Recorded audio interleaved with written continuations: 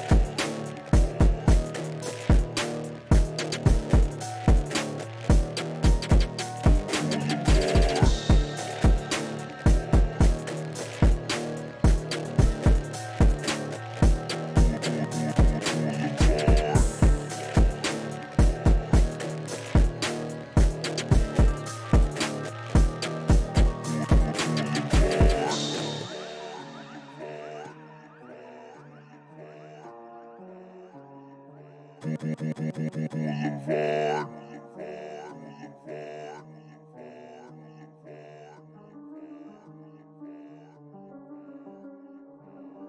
Oh, so close, may you burn in hell forever, forever, forever, forever, forever. Boulevard.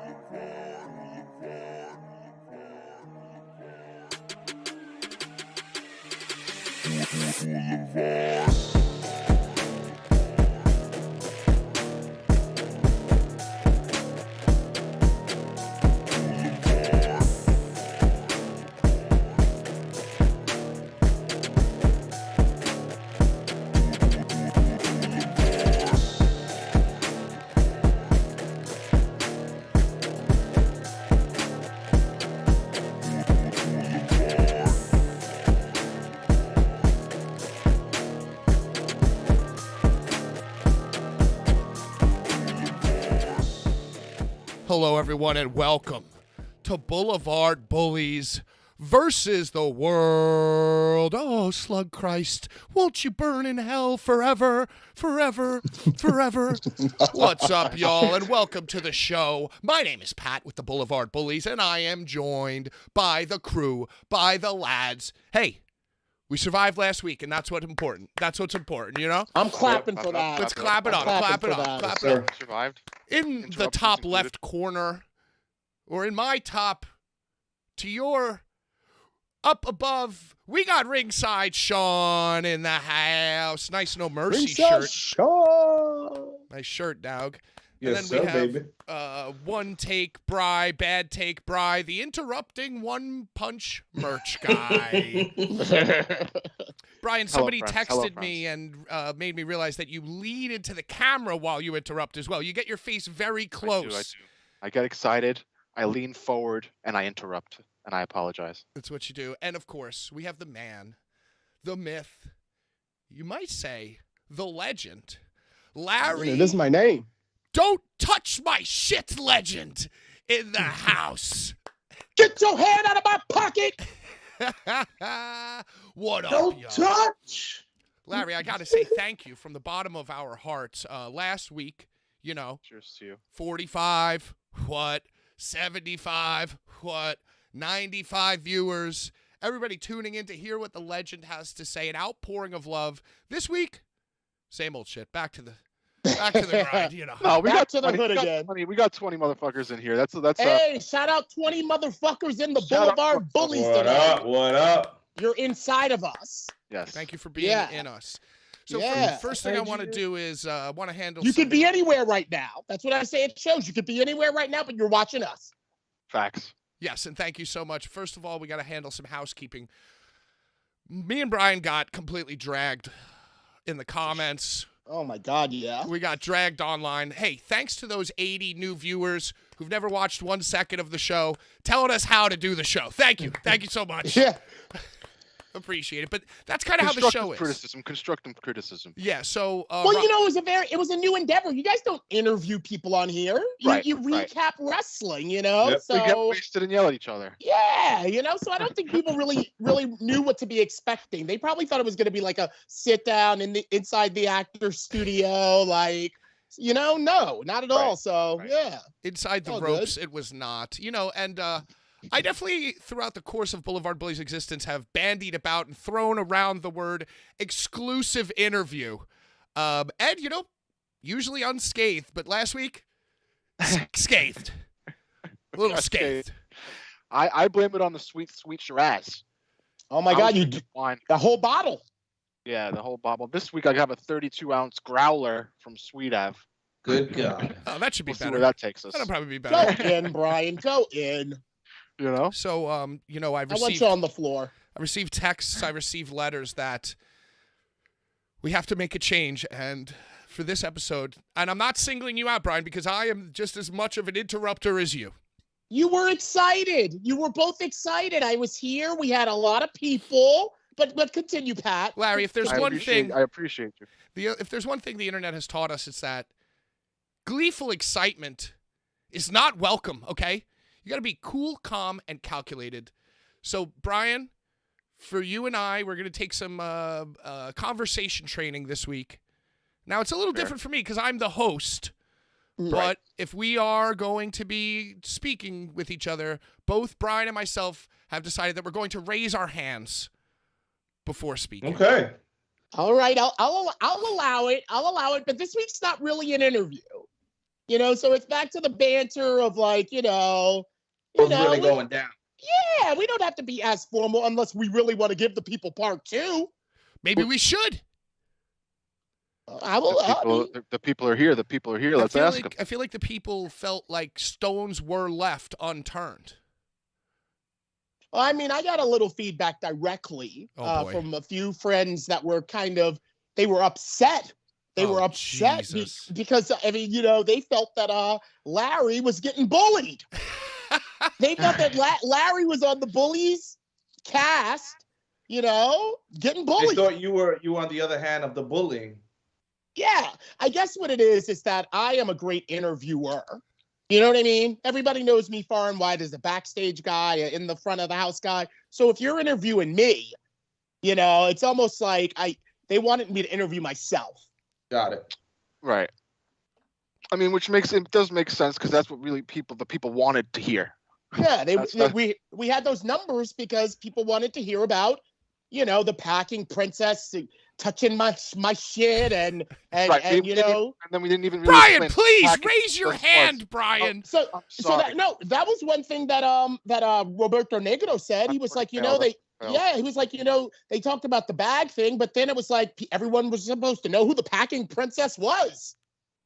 You know, so if we want to continue on with that kind of talk, I think we should. But Pat, along with the intro, please. Well, I think that pretty much does it. Do we have a giveaway this week, Brian? Yes, there's several things that we are giving away. Oh! The first thing is this shiny. Wow. Oh my gosh. I own that shirt. T-shirt. I have another one. I have another one, so this one is now a giveaway. That's fire.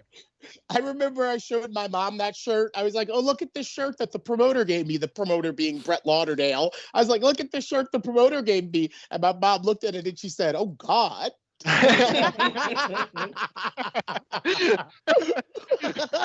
Lord.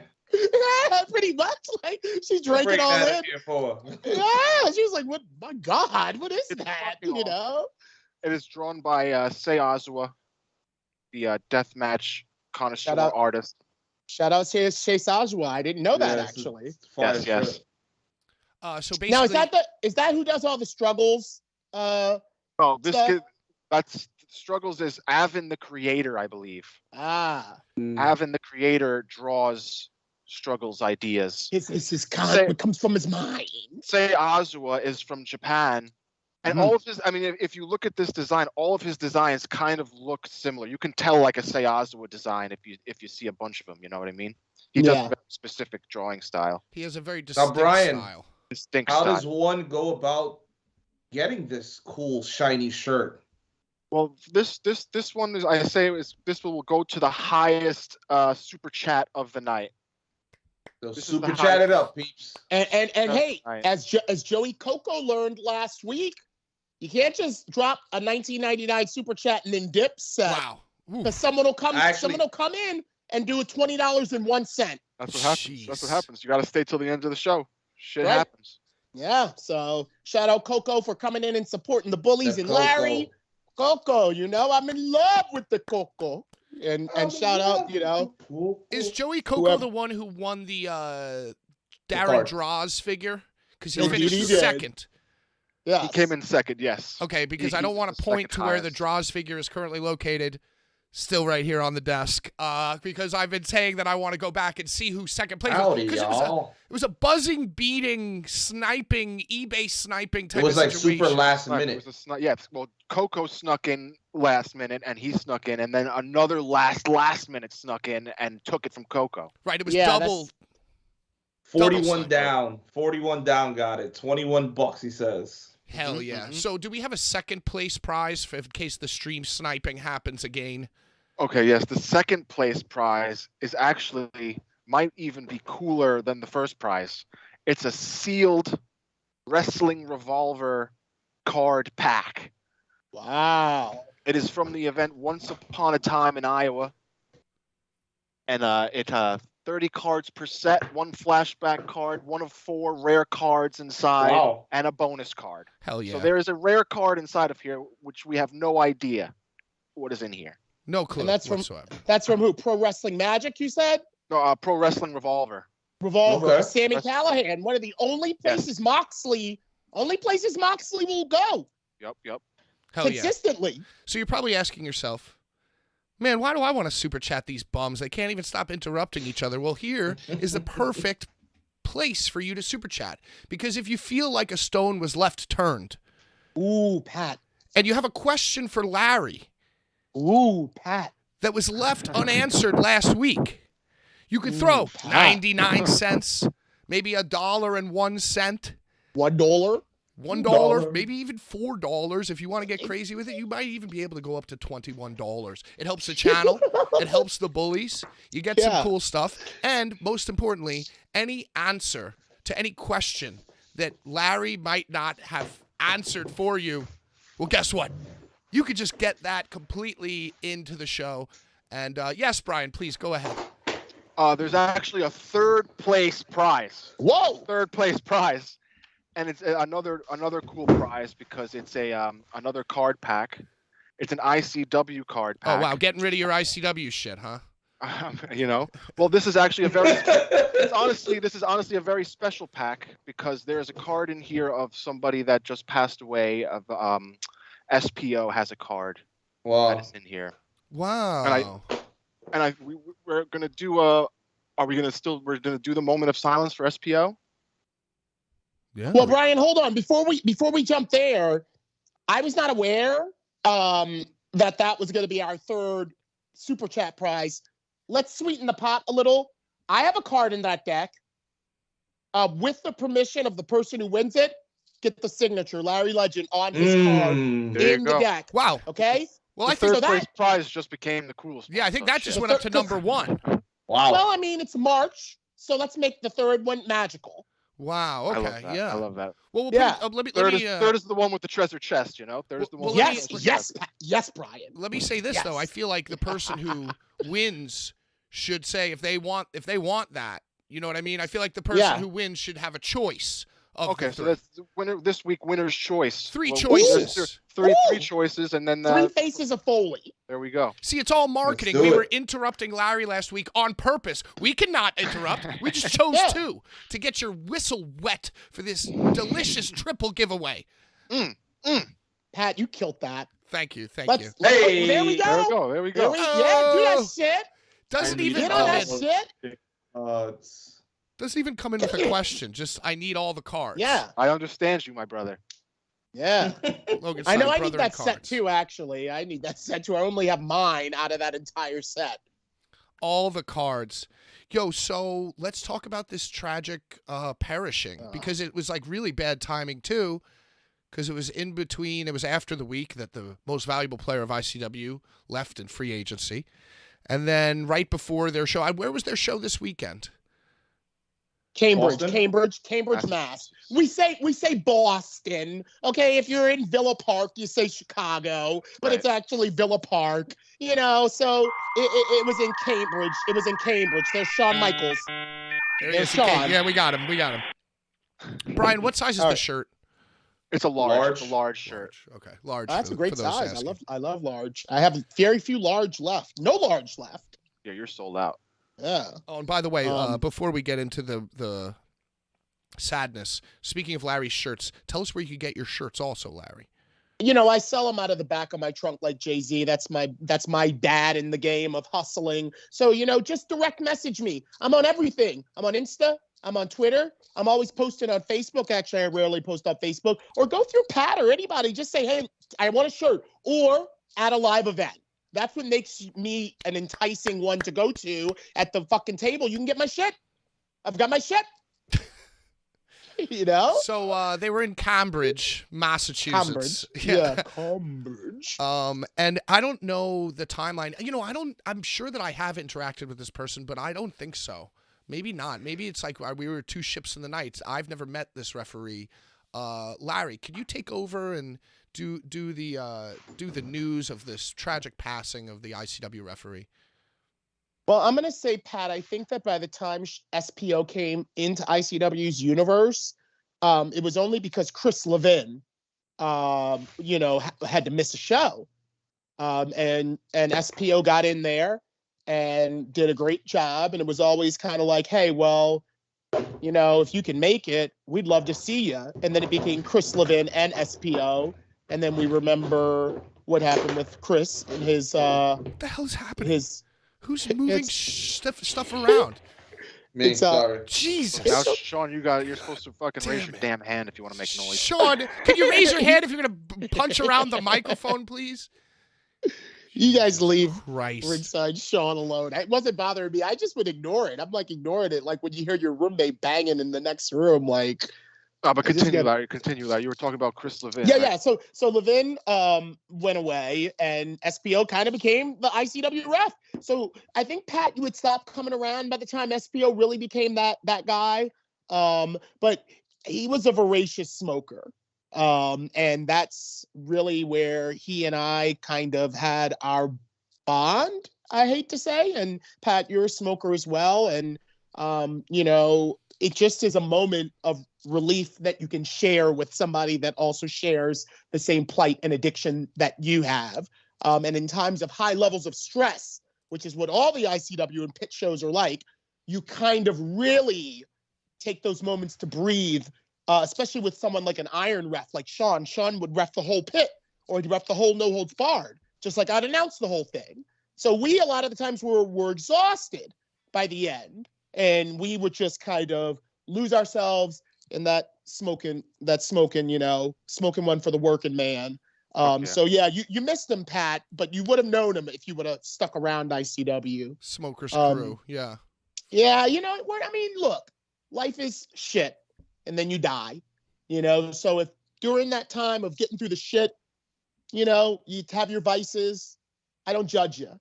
But you know, a lot of the times when you're in this lifestyle, you're kind of scanning the room for, okay, who's my buddy? Who am I going to be out there with? You know, Pat, you and I. You know, like who's my let's go, you know? And there are other fans that have that relationship with me because they know even during an event, I will be seen smoking outside of the Knights of Columbus or wherever the fuck we are. And a lot of the times with ICW, that would be with Ref SPO. So with all of that said, I found out Friday night, St. Patrick's Day, when I arrived to No Man's Land, that he was on a ventilator because of an allergic reaction he had. They were thinking to something that was cooked in had peanuts in it or peanut oil. Fuck. And the status that I got from Randy West was that he was basically in a coma on a ventilator with no brain activity.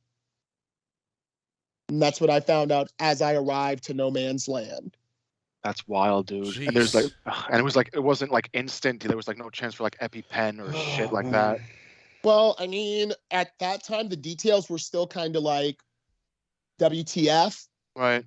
You know, amongst a small circle, it was being discussed and those kinds of things were being asked, but I had to get ready for the show. Like we all had to get ready to perform, you know, so there's no time to like kind of study this. Right. Or investigate. R.I.P. T's and P's. R.I.P. Larry. And, peanut allergies are no fucking joke, man. Larry, did you, I'm sorry, go ahead. Sean was apparently serious about his. I had eaten with him before, and I never remember him mentioning it, but he was serious about it enough that a lot of the workers knew that he had it. A lot of them were like, oh, this was, you know, one of his biggest fears. Accidentally eating something with some peanuts in it, and then, fucking you know, peanuts, bro. It's a serious no joke, ailment, man. you know? Yeah, no exactly. It's not a joke. Yo, let me ask you, so before the show, you kind of had this knowledge in the back of your mind. And I feel, you know, everybody handles loss and grief differently. And, you know, you hear stories of like Brett Favre's father died and he went out and threw like 5 touchdown passes. You know what I mean? Like a lot of times the show must go on mixed with like a shocking and sad death brings out the best in performers for whatever reason, you know, like, and I think in wrestling, it's even more prevalent, you know. You could see even the guys in H2O, they point to the Danny Havoc and Marcus Crane banners a lot, you know, and you kind of feel them watching over you. So I guess my question to you, Larry, is on Friday, did you kind of do the show with him in mind, like thinking about him as the referee and stuff like that, like memories, or was it not yet time for that for you? Like how did the show go, basically? Well, Pat, I'm glad you asked that because I walked into the show after hearing the prognosis of where he was on St. Patrick's Day, knowing that he probably wasn't going to make it. So I suggested that we start the show with the 10-bell salute. And it was Midwest wrestler Gary J, who actually spoke up and said, hey, we don't even know if this information is out yet. We don't know how the family wants to handle this. And although our community wants to honor our brother at this time, it might not be wise for us to go out and start the show that way. So, and y'all, I lie to you not, this conversation is all happening around 7:57, 7:58, like literally minutes. It's almost, it's almost time to go out there for the countdown. And we're in the locker room. Everyone was already lined up, ready to go. When Gary J spoke up, and in an instant, someone chimed in and was like, yeah, Gary's right. Then another person was like, yeah, we don't know, and his family doesn't know, and we don't know if they want this. So let's be respectful. Wow, and how all perceptive. Well, yeah, I think that's fair. That's definitely a fair thought. And we didn't do it. So Gary J hates SPO. Great. No. Now we know the truth. No, I think that's definitely fair to say. You're such a bully, Pat. Obviously, I'm just joking. Yeah. Well, yeah. But to answer your question directly, I know that in particular, the Midwest guys feeling so much grief, the guys that came up with him, they were anxious to get it out. They were anxious to purge in the thing that brought us together as like a brotherhood, a fraternity, a sisterhood, whatever have you. So Randy West, Schwartzy, Mo, Casey Catal, a lot of the people, Brandon Kirk, that were closest with him, I'd say, were really chomping at the bit to go out there and just execute in the name of SPO, who was a great executor of the refereeing role. So hell yeah. Yeah, it was very emotional. And I'm glad you mentioned the part of like right after I leave ICW, this happens. Like, it was a pretty big week in ICW last week because where's Larry? And then, the XPW announcement. And then in the span of a week, we lose one of the key players that we just were seeing do, the thing that we are feeling so emotional about. So it's a very kind of just torrential time for me. And even with people still reaching out to me, letting me know they saw the interview and how they felt about what I said and how they wanted to check on me. I've been replying to those people. I'm still replying to them. And I'm just saying, wow, everything is just happening. Everything is just like happening, like one after another. Yeah. And it's like, I'm almost in shock. Yeah. When it rains, it fucking pours, man. I want to get back to No Man's Land because I have some questions about it in regards to, wrestling drama and things of that nature. But also I want to keep on this SPO thing for right now. Then that was Friday. The next day is when ICW ran Cambridge. Is that correct? Yes, and Brian and I watched together, didn't we, Brian? Weren't we yeah. We were watching together. Fully. Y'all were probably out wooing women or whatever you bullies do on a Saturday night, because I didn't hear nothing from either one of you. Yeah, I was watching a movie. Hey, all right. Well, we were too, in a sense, But yeah, they started their show off highly emotionally charged because everyone was in the ring and everyone, knew the news. And they said some words about him. And then they went into some words about me.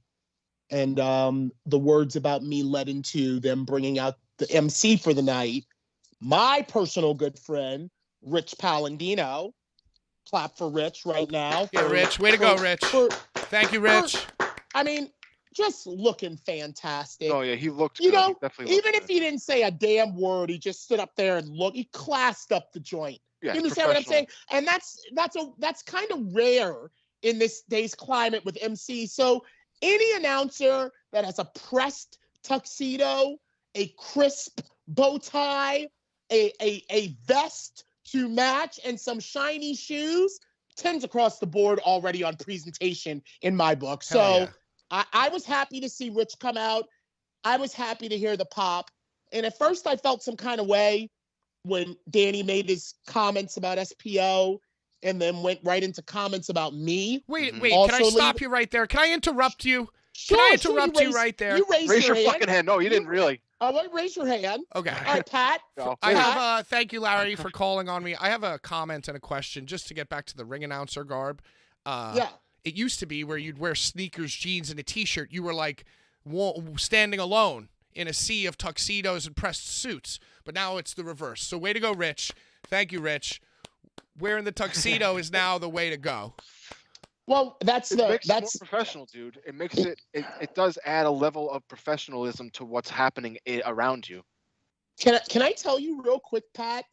And I really don't mean to take this time to put myself over, but my first show for Combat Zone Wrestling, I dressed down.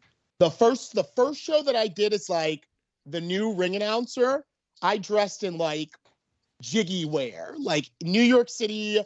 You know, what's that place, that Jazzy J's or whatever it was called, Jimmy Jazz, like Jimmy Jazz. Yes, all of their like mannequin. What they would put on the mannequin. And the window. I pretty much went there. I was like, yeah, I want the jacket, I want the shirt, I want the jeans, I want the boots. And I came out for my first CZW ever as full-time announcer dressed that way.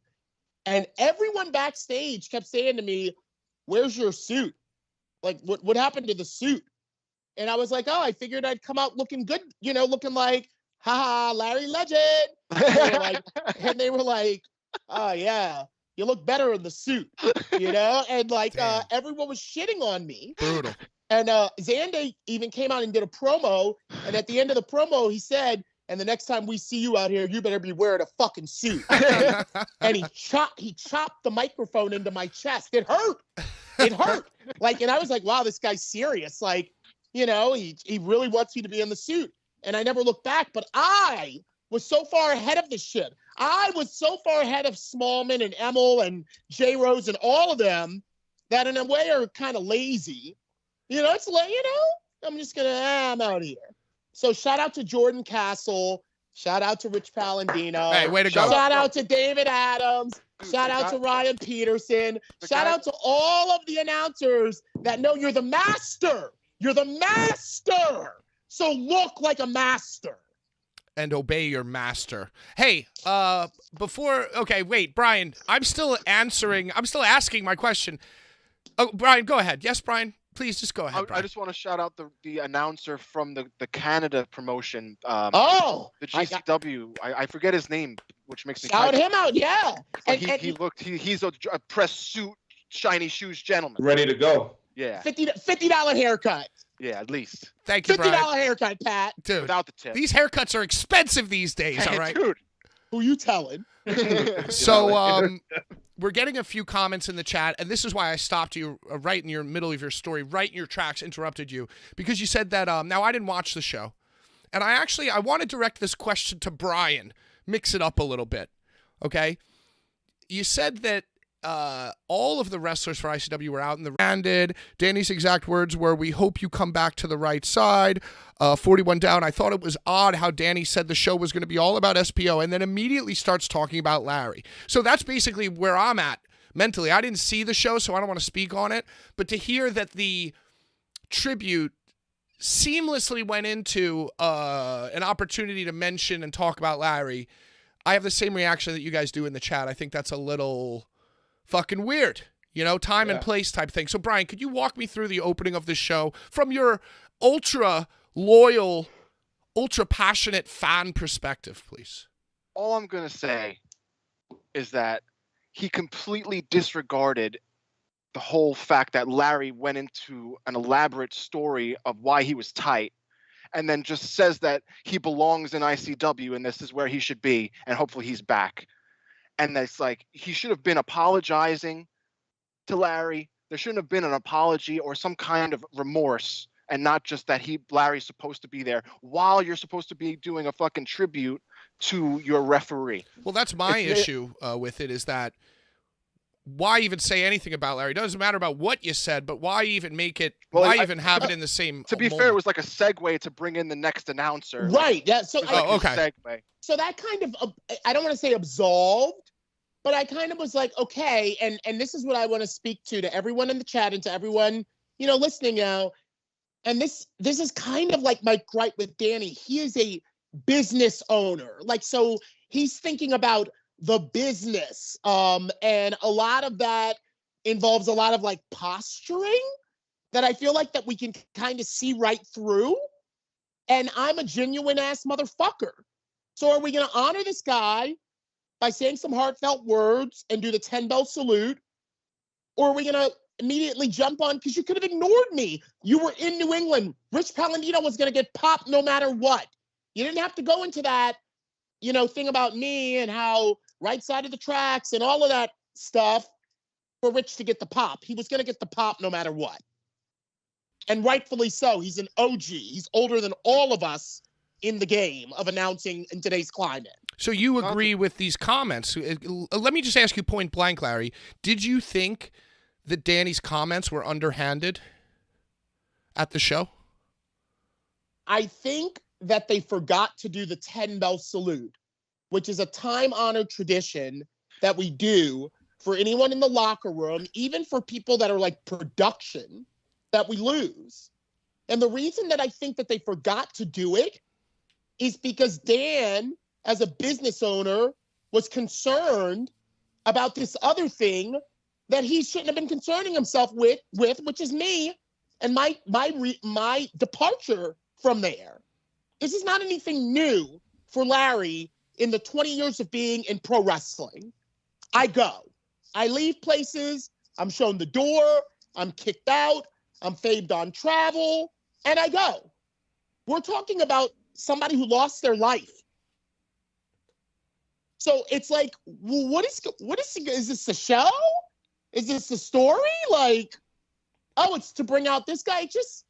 It just, again, with this being a torrential time in today's climate, it's like, why do all this stuff? Just, you know, do his 10-bell salute, which is what I wanted to do at No Man's. But, you know, we almost forgot to give a 10-bell salute to Jay Briscoe. They remembered that one. You remembered. I remember to do that one. Yeah. That's what I was trying. I was going to say that. Yeah, all the wrestlers come out not to be on camera and look sad. Yeah. They come out for the 10-bell salute. It is a time-honored tradition. You bow your head, you look to the sky, you say your last words, and in silence, while everyone is standing, you toll the bell 10 times. And it is one of the most eerie rituals, if you've ever been in an arena while it's happened, to be a part of. Mm-hmm. Powerful. So they forgot that, and I was like, I was tight about that. I was like, what are we doing here, guys? You know what? I can't believe that they forgot this 10-bell salute. However, we did not. We did not forget the 10-bell salute. Right. I came prepared, Larry. So next time any of you want to leave any kind of comments about how unprofessional we are, remember this moment right here where we remembered the 10-bell salute. And much like Danny, I made it all about myself right there in that moment. Go Bullies. Shout out Bullies. Shout out wrestling. But Shout for out real. to Bullies. But You're for real. Bully, bro. But for real, let's do it. Let's go on bully. Mute. Let's go on mute for 10 solemn tolls. If you had them, spark them. If you have them, exactly. Yep. For one time for the working man. All right, here we go. Here we go. One time for the working man. Brian, try not to interrupt here, okay? All right, here we go.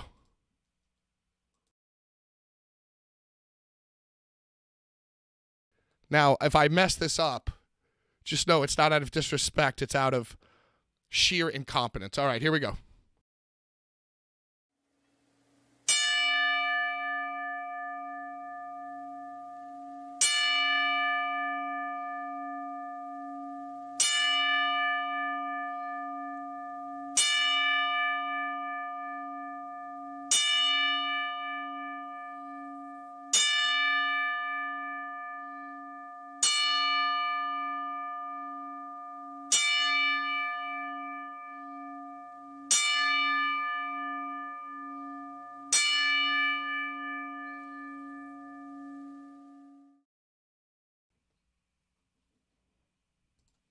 Wow. All right. So rest in peace, buddy. Rest in peace, friend. Yeah, one of the sweetest guys, one of the kindest heartedest, I don't know what I'm trying to say. You know what I'm saying? He's a kindest very, hearted. Yeah, kindest hearted guys you could ever meet. good Irish Catholic boy. I went to Catholic school, 1st through 8th grade. Irish if I went, Jews. And you know, I Brian, would please. go I would go really off color because I could say something even deeper than that, but I won't. Irish kinship with the plight of my people in a lot of ways. So, you know, it's like, yeah, it was a tragedy. And I believe the funeral is tomorrow. Viewing is at 11, and I'm not sure what part of Kentucky, but you can go to probably Deathmatch Elite on Facebook and find out the information if anybody wants to attend. Shout out Andy Lawler. Hell yeah, Sean. Do you have any questions, Sean, for Larry regarding this No Man's Land and Danny controversy? Did you watch No Man's? Did y'all watch it? Did anybody watch it? I saw clips. I just seen clips. Yeah, it was a fun show. It was fun. It looked fun. Yeah, fun little house show, if you know what I mean. You know what I'm saying? I hate it when they're not like so little people show up. It makes me tight. Well, that's why I call it a house show. Yeah. You know, the cameras ain't rolling, even though the cameras were. I mean, this was live on IWTV. Mm-hmm. But so I will say this. Yes. I met SPO through Larry at an ETU show, but I became familiar with him at the Chains when I became a regular at the Chains whenever you guys were in Newark. And Larry, like you said, he was a kind-hearted individual, and he greeted everyone with a smile. He gave you a goodbye when you said goodbye. And like you said earlier about, you know, those who have their vices and those who smoke or have their drink, I was out there with you guys, and I was able to be amongst that 5 minute of, yes. You bonded. Yeah. You bonded. And now me crossing the line and not being a fan anymore and being amongst the announcers and being amongst the boys and working doing these card things. Yeah, you're getting there. You appreciate the little time that you have with these people that you come across for the little 2 hours that you are together. So it's extremely unfortunate to know that we're not going to see his face again at shows because you don't come across good people in this business like that. So it's so fucking quick, dude. It's like insane. It's so sad, man. Peanuts. I'm a dad. You know what I'm saying? He's a dad. Yeah.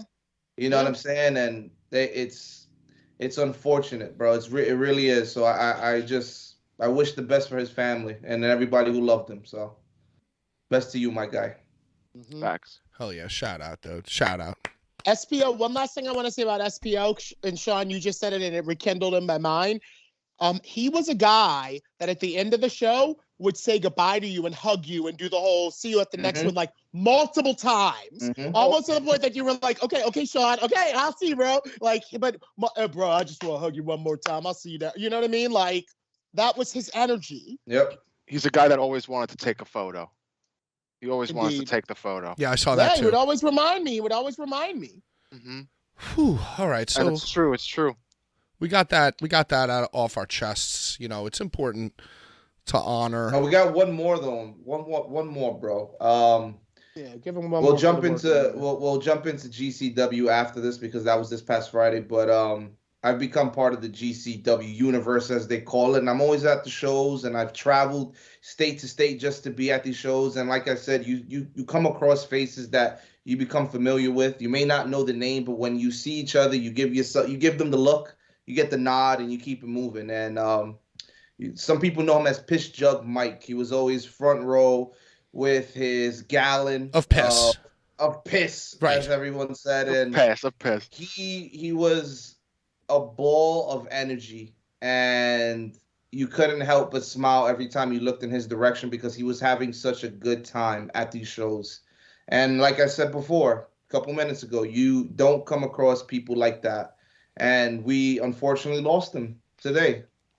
So rest in peace to Mike. He'll be missed at these shows too. He's like one of the last of a rare breed of fan. Yeah, man. That is just loud the whole time. Just having fun. Just having a fucking party the whole time. And deeper than that, y'all, he's like a breed of fan that's known for a prop. Like there's the legendary rubber chicken guy from Philly and Baltimore and Whack Packer Hogan. Right. You know, these figures that are at every show, and not only are they at every show with his trusty piss jug, and that's how we christened him, Piss Jug Mike. Rest in peace, Piss Jug. It's a fan that wants to get the drink poured on him. Yeah. Everybody loved him, man. He wants the moon, the heel. He wants to show his breasts. His goodies. Goodies. Is Piss Jug Mike the breast guy from the Cardona photo? Yes. Oh, okay. Yes. All right. Shout out, man. Legend and R.I.P. And R.I.P. Damn.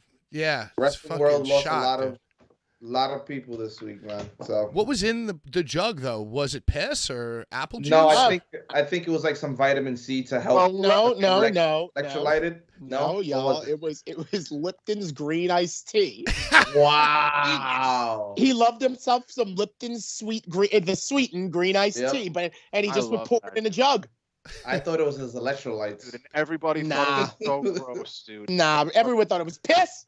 Disgusted. Everyone was disgusted at it. Yeah, sometimes I love it. They would be like, drink the piss. Yeah, I remember Tommy Vendetta. Tommy Vendetta came out, drink the piss out of Michigan. They all would drink it, dude. It's so funny. Yeah. It's funny that it's Lipton's iced tea. It's a rite of passage to drink. Another guy that will be missed tremendously, so shout outs to those guys. Way to remember that, Sean. And yes, we will get to GCW, and we will get to all the goings on in wrestlings. Also, if you have a super chat, we have all types of goodies and things like that. If you have more questions for Larry, questions for Larry regarding the his tumultuous exit from ICW and his even more frustrating interview with the Blvd Bullies just this time last week. But I have a hard-hitting question for you, Larry. You ready for this? Yeah. I don't know if you're ready, dude, but I got a hard-hitting question. Let's hear it. You were mentioning the people who were on the show at the No Man's Land. Mm-hmm. And you mentioned somebody who has really come into their own over the last year and a half in ICW, somebody who I've never met or spoken to, but I would assume has great loyalty towards the love and booking that she got in ICW. And I'm speaking about Casey Catal and Brandon Kirk. We're both on this No Man show. So my question to you is, did you guys interact? Was there some private conversation or any kind of exchanging of glances, exchanging of words at No Man's? Do you want to comment on that? Sure. I'll comment. The show was run by Neil Diamond Cutter. For those of you who don't know what I mean by run, he was pretty much the director of the entire show. And as that person, and knowing the potential heat of different personalities, as soon as I got there and learned the information about Sean, before I could even make my way around to greet everyone, Neil immediately pulled me outside and said, "Hey, are you okay with everyone back there?" I was like, "Well, yeah, I'm here to do a job." And I was like, "Is everyone back there okay with me?" And his exact words were, "Casey said she'd be cordial." And that was all I needed to know. So as far as that's concerned, we were also shaken up by the news of SPO that it didn't even matter. Right, yeah. Do you know what I mean? Makes sense, yeah. Yeah, it didn't even matter. All of that, who cares? Yeah, it's a little... it's almost like that ran interference. Right. For anything that could have possibly been So it really does put everything into perspective. Right. And so you would hope that. I mean, yeah, that's what I'm saying. It's a little hard to now dish and talk all the ish because, a man has perished, so. But shout out to Neil Diamond Cutter for being a leader. For caring. For being a leader. Yeah. And as soon as I got there, he didn't even let me get 2 steps in the door, and he was like, "Hey, I got to talk to you about something." And I'm thinking like he's giving me the run of show or anything. And he's like, hey, are you cool with everybody, you know, back there? And I'm like, well, is everybody cool with me? Because you know me, I'm cool with everybody. And he's like, yeah, Casey said she'd be cordial. Yeah, cordial. Yeah, that sounds like a big FU to me. Yeah, that's like a weird thing to say. That's like an underhanded thing to say. Which true. Sorry. Because like before this, everyone was perfectly fine, and it's like one sour grape rottens the bunch. You know what I'm saying? And well, you know, I'm sorry, Sean, for cutting you off. No, go ahead. I think that the tiff with Casey was at one point when that Andy D tweet came out, and I had to address, you know, Andy D insinuating that I like, you know, it's Rob Black's deep pockets takes another one. Shout out Rob Negro. Roberto Negro, senor. Yeah, love senor. that shit. Yeah. And I was just like, you know, fuck that. Let me say something. And I did. And I tangled the ICW locker room up in my rage. And that wasn't fair because, as Carrie Struggles pointed out to me, there are a lot of great people in that locker room. And that's why, you know, I was there for as long as I was. So don't like cast that we're all shitty people. And at one point, Casey chimed in and she said, Larry, just stop. Just stop. We're all upset. Everyone's upset right now. And this is before the SPO tragedy. Right. But she chimed in and she was like, we're all upset and you're addressing this in front of everybody and it sucks. And I almost tweeted, sorry, but all of my years in retail have told me you never do that because then you're admitting like that you did something wrong. And I didn't do anything wrong. I stand behind everything that I tweeted. And when I addressed that, and Andy D and I actually spoke at No Man's Land about that. We have a question in the chat that says, any heat from the Bocce Bullies at the show? Well, you know, the Blvd Bullies, motherfuckers. No, I mean, this person wrote bullies, so it must be just a clerical error. They're a troll. Yeah, I would never say. I would never. This is what they said, you know, yeah, it's kind of, you know, it's going to be a little weird to be around you now. Like, kind of like, you know, we love you, Larry, but we're team players, you know, like, you know, and they're like, you're playing with the Blvd Bullies and Rob Black and, you know, kind of like, what about us? You know, like, what about us? We're your boys, right? We're all boys. They gave me 2 of the Bocce Boys pins. I shout them out every time they're sponsors and, you know, belly up to the makeshift bar that they have at every show. And, you know, I always belly up, you know, and I'm served, you know. So I said I didn't throw y'all under the bus or nothing like that. You know, I spoke facts, and Andy was like, and I want to reiterate that I shouldn't have came out and said that money, you know, because that kind of diminishes your feelings, which is what it did. You know, like, This is a lot of shit, you know? So, no, they didn't rough me up. Hammer hugged me for a long time. Thank goodness. A long time. Thank goodness that everything is okay. And then he let me go. Yeah, everything's fine. Everything's fine. Jeremy in the chat. I find it funny how a lot of people just associate. Patrick, raise your hand. Yeah, I'm sorry. Go ahead, Sean. Go ahead.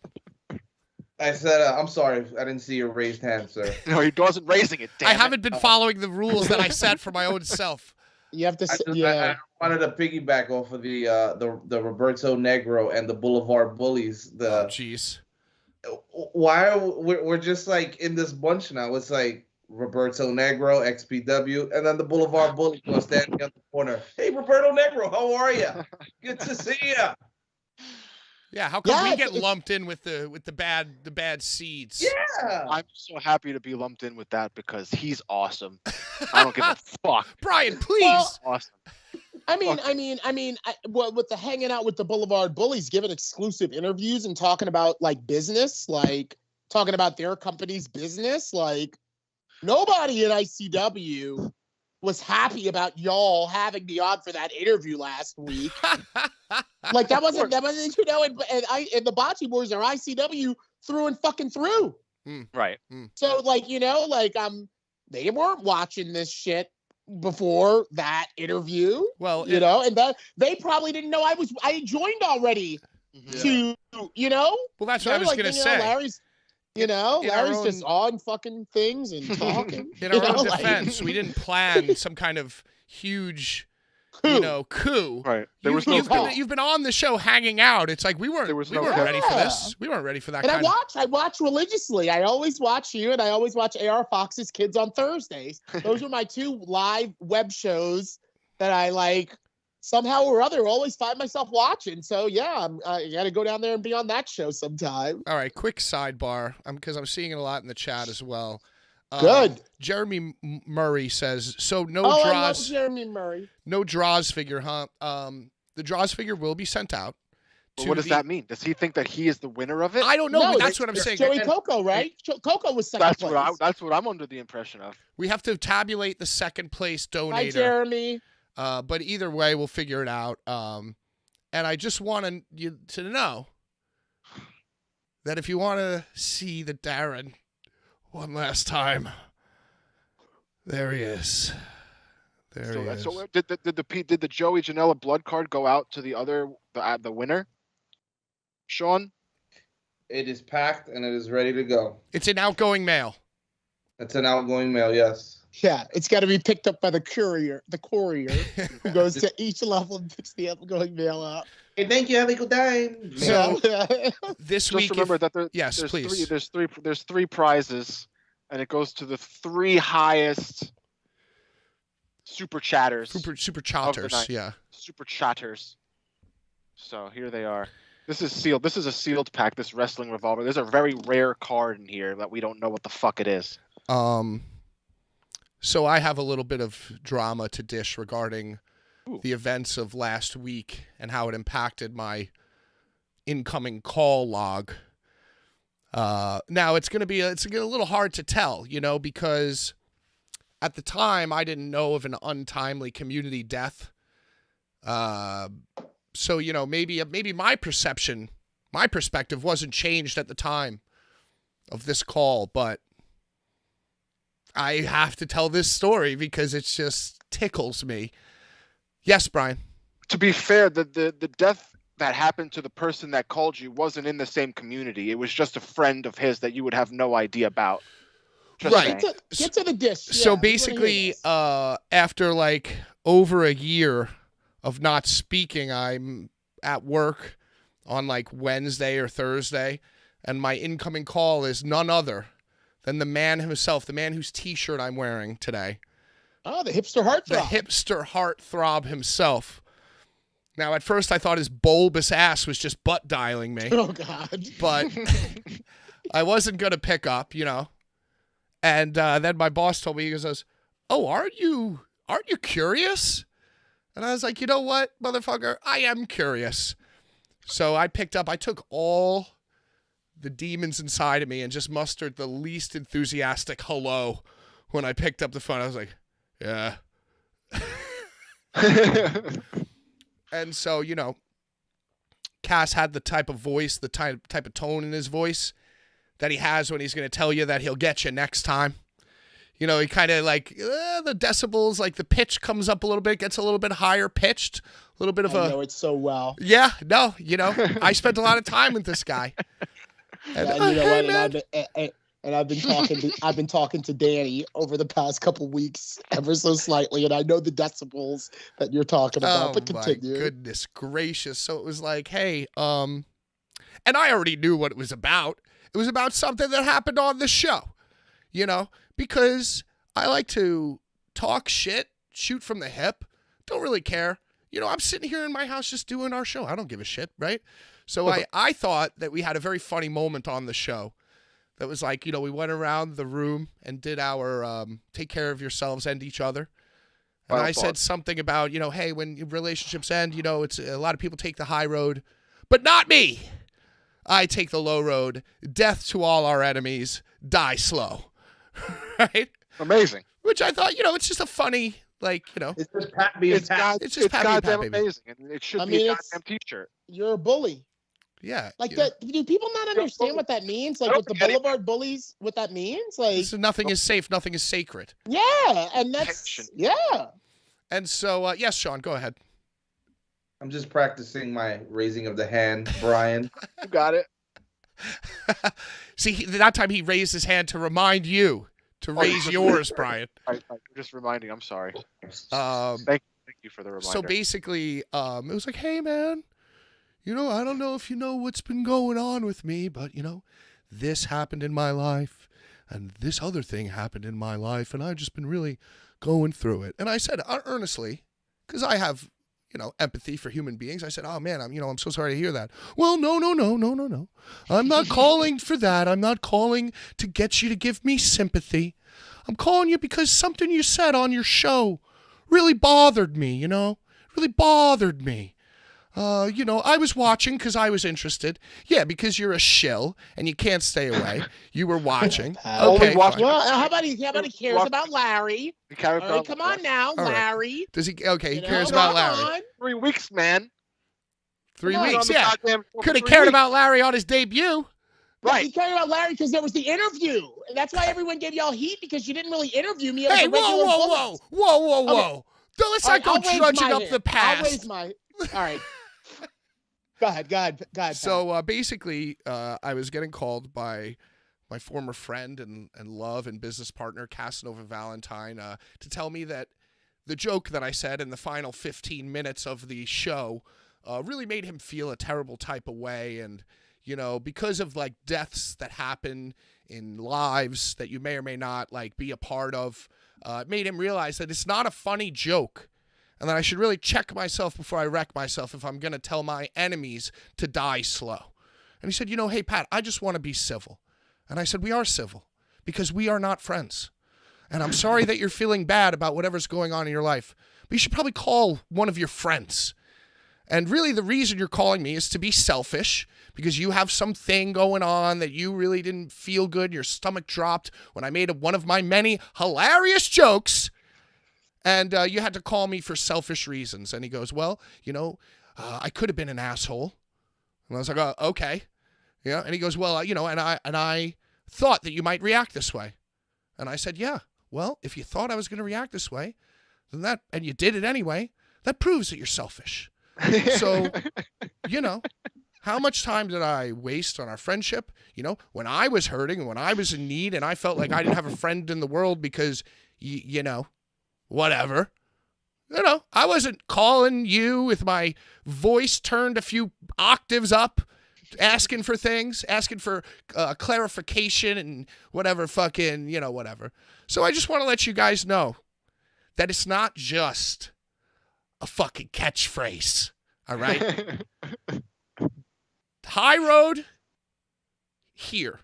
Blvd Bullies, low road all the way, baby. And yeah, I can't believe he even called you. To all my enemies. He called die and slow. Knew what he was going to say.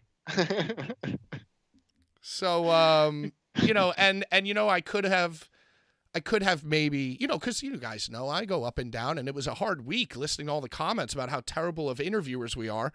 And, I feel like, yeah, I could have probably and should have maybe been like, yeah, man, it's okay. But you know what? No. Yeah, somebody died, and you should appreciate the people that you have in your life and the time that you have in your life and all these things. Yes, you should. But just because a selfish person gets you in a corner and raises their voice a few octaves and goes, well, I just feel like we should appreciate every day. And, you know what?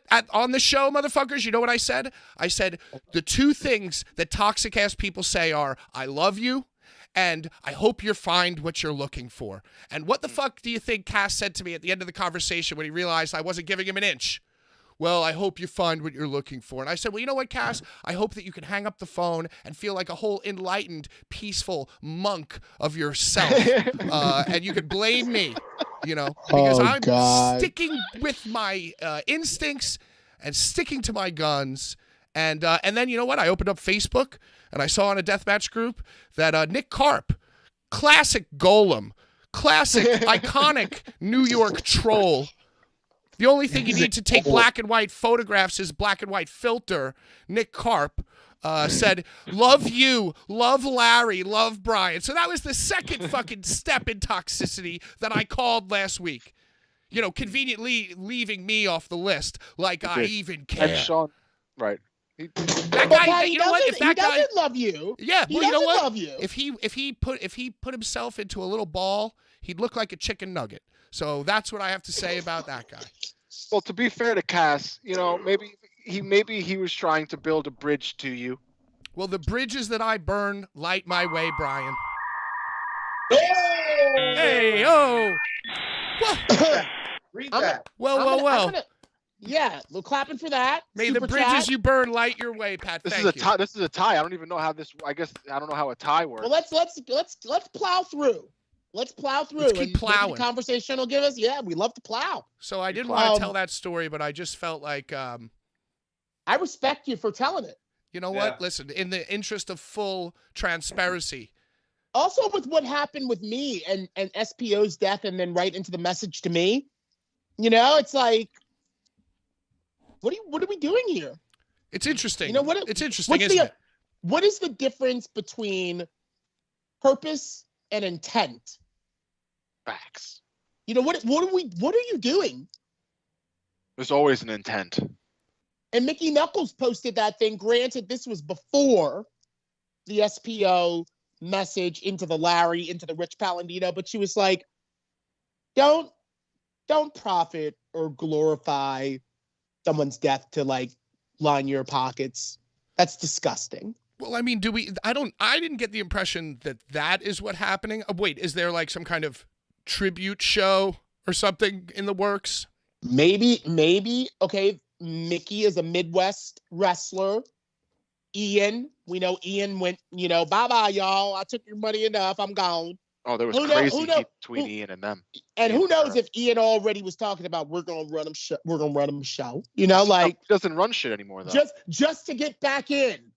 And listen, this is pure speculation. I'm not saying that that's the case. But right. Mickey's comment came out way before Danny did the message into the Rich Palladino to start the show. Mm-hmm. No 10 bell. Right. Okay. So who knows what people were already salivating over. Just to fucking. Do you think in your heart, Larry, do you feel in your heart like Danny melded those two messages into the same part of the show to try to get at you one way or the other? Either A, to make you feel bad and emotional because he knows you're going through grief as well, or to B, make himself just look like he's on a higher road than you. I'm on a higher road now. Because, like, I learned more from this death than this other guy did. Do you think that that was the context and, like, the secret message of what he was saying? Or do you think he just, like, is just, you know, you think it's, like, there's no intent. It's not murder one, it's murder two. It was a crime of passion, not conspiracy. I think that he was making a veiled threat, like, that, you know, you might die next. And like anything is that's the end of the sentence. Yeah. Possible. That like, you know, anything is. We lose people every day. Do you really want to die having never done, you know, a show with me again, or for God forbid one of somebody else to die from here and you never, you know, see them again because you've gone to go do you? You know what I mean? Like, it's like we are talking about a very serious thing. Someone is gone that we will never see again.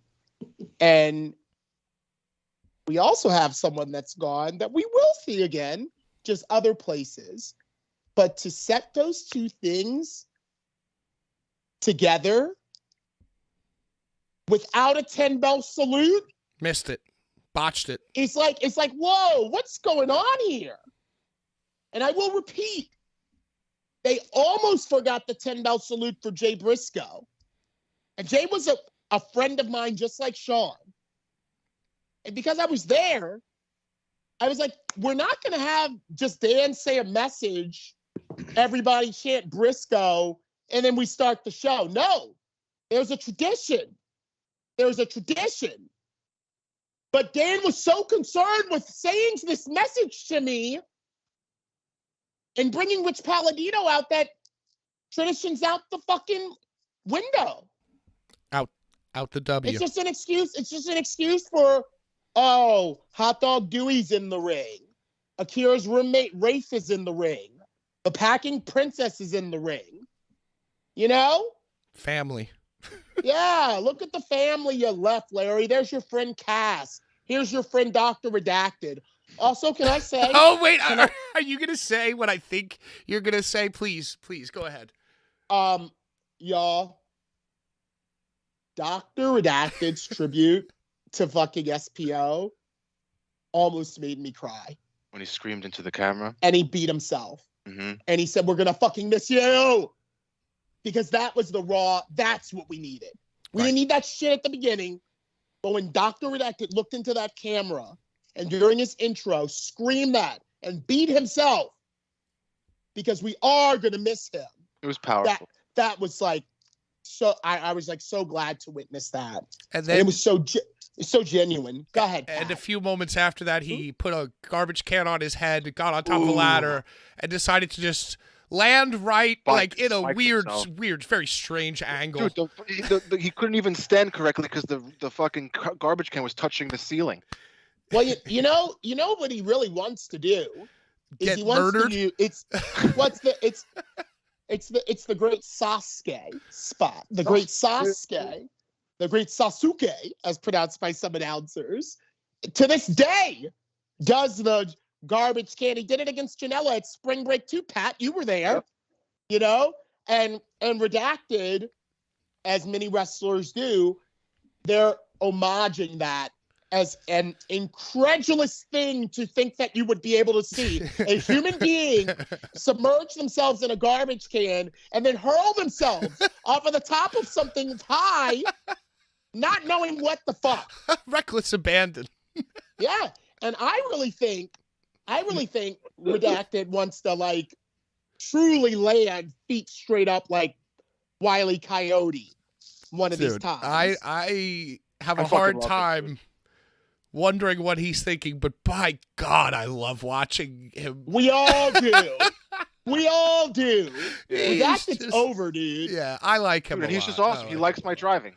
And he likes Brian's driving. Brian, I saw that you had your hand up, and I was deliberately seeing what kind of arm stamina you had. Do you have a question? How good I've been this whole night? You've been good. You've been good, Brian. I like that you're not interrupting so that I can now take all the littlest moments. I remember what I was going to say. I want to hear more from Sean. Yes. Sean, can you be a little bit more rude? Yeah. Yeah, you need to turn your bully up. God damn it. Yeah. I'll be honest, bro. It's been a hell of a week, bro. Yeah. You know, it's really been a hell of a week. Go on. I don't know. I'm just like, is exhausted a good word to use? And it's like, if you're exhausted, next week we leave in the beginning. Sean, don't even mention it, bro. I can't even think about it. I'm trying to wrap my mind around like, okay, next week we're in LA and we have work to do. Well, you were actually Sean. You were in Astoria at GCW. Yeah, this past Friday I was in emo night. No, it wasn't. Was it? No, it wasn't emo night. The beautiful, amazing venue, the Melrose Ballroom. Oh, wow, what a place! Weren't you supposed to be in there, Pat, by now? 219, 219. The fans were chanting 219. Oh my God, 219, 219. I mean, you practically did the venue. That was some of the best footage the Bullies ever presented. I'm sorry, present company excluded. And in Remembrance of the Dead. That was one of y'all's finest fucking offerings. The Lost in New York? The Sabu stuff? Primo! Wow. Oh, God, yeah. Thank you, Larry. It was a great time. I miss on-the-spot Bullies.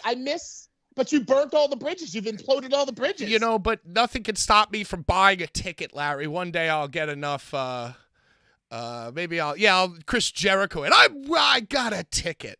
Yeah. I got a ticket. But Sean had a ticket to GCW at the Melrose B. The Melrose Forum, where in the main event we saw Masha Slamovich challenge the king, the fucking god of this shit, the GCW World Champion, Nick Gage.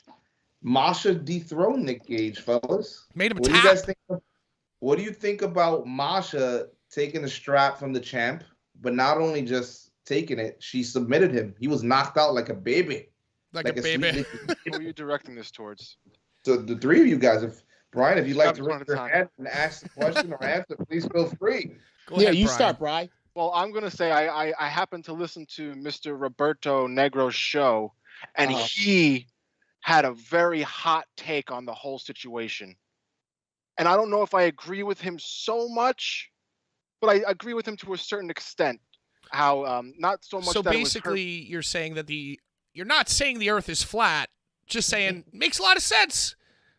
Right. Right. Okay. The Earth being flat doesn't make sense. God damn it. But so, what do you think? I think that it's cool that it was someone new and fresh, but for her to beat the god of this shit, someone that was built to be like a gangster criminal motherfucker, and it didn't do it for me. She out wrestled him. But it ruined the aura of Nick Gage. Like the whole they've ruined Nick Gage has ruined himself. He looks like a not very good right now. He's like his mouth is like toothless, not looking good. They should have had him like not win the championship. They should have had him do the Moxley shit and like have him ride into the sunlight or some shit.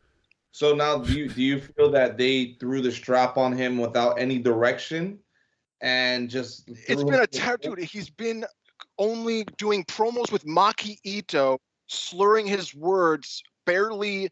It was cringy shit to me. I think like they put him out there and he's like fucking can't even talk. I think they had a plan set for him leading into the collective next week, and I think somehow the wheel turned left and it went into the opposite direction. It's like, you know what? We have to throw the strap on somebody who's going to defend it on each of these shows that we do, because like we said before, GCW holds a lot of shows. Right. And to run so many times a month, you have to have your champion out there defending what people are coming to see. There's so many times that you can have a tag team match close the show. There's so many times you can have Charles Mason come out and destroy everything, and then have him match with Effie, or have him in a match with Ali. You know what I'm saying? But Brian, you raised your hand. Please go ahead. So the person that's beating Nick Gage for that championship should be somebody that's going to be like the winner of Tournament of Survival. Should be somebody on that level. Not somebody it's like she's new. I mean, it's cool that they're building it to her because it's different and new. But I think that it shouldn't have been against Nick Gage because it kills his persona. It kills the Nick Gage persona.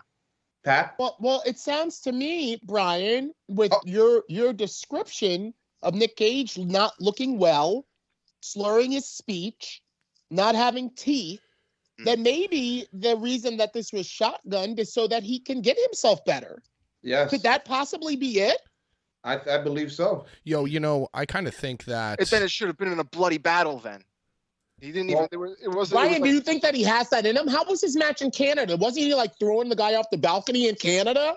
Well, that guy, the owner of that company, is insane. He like fucking was bleeding everywhere, but he looked good. But Gage didn't look good. Was that the ear guy? That's the ear guy. Now, when you guys say doesn't look good, meaning he can't hit his shit, he can't hit the boost. Slow, very slow. He looks like Nick Carp, dude. Dude, just not good. Sean was there live, and he should explain to you. How did he look, Sean? Tell us. Sean's not going to say anything bad. Say the truth. I'll be honest.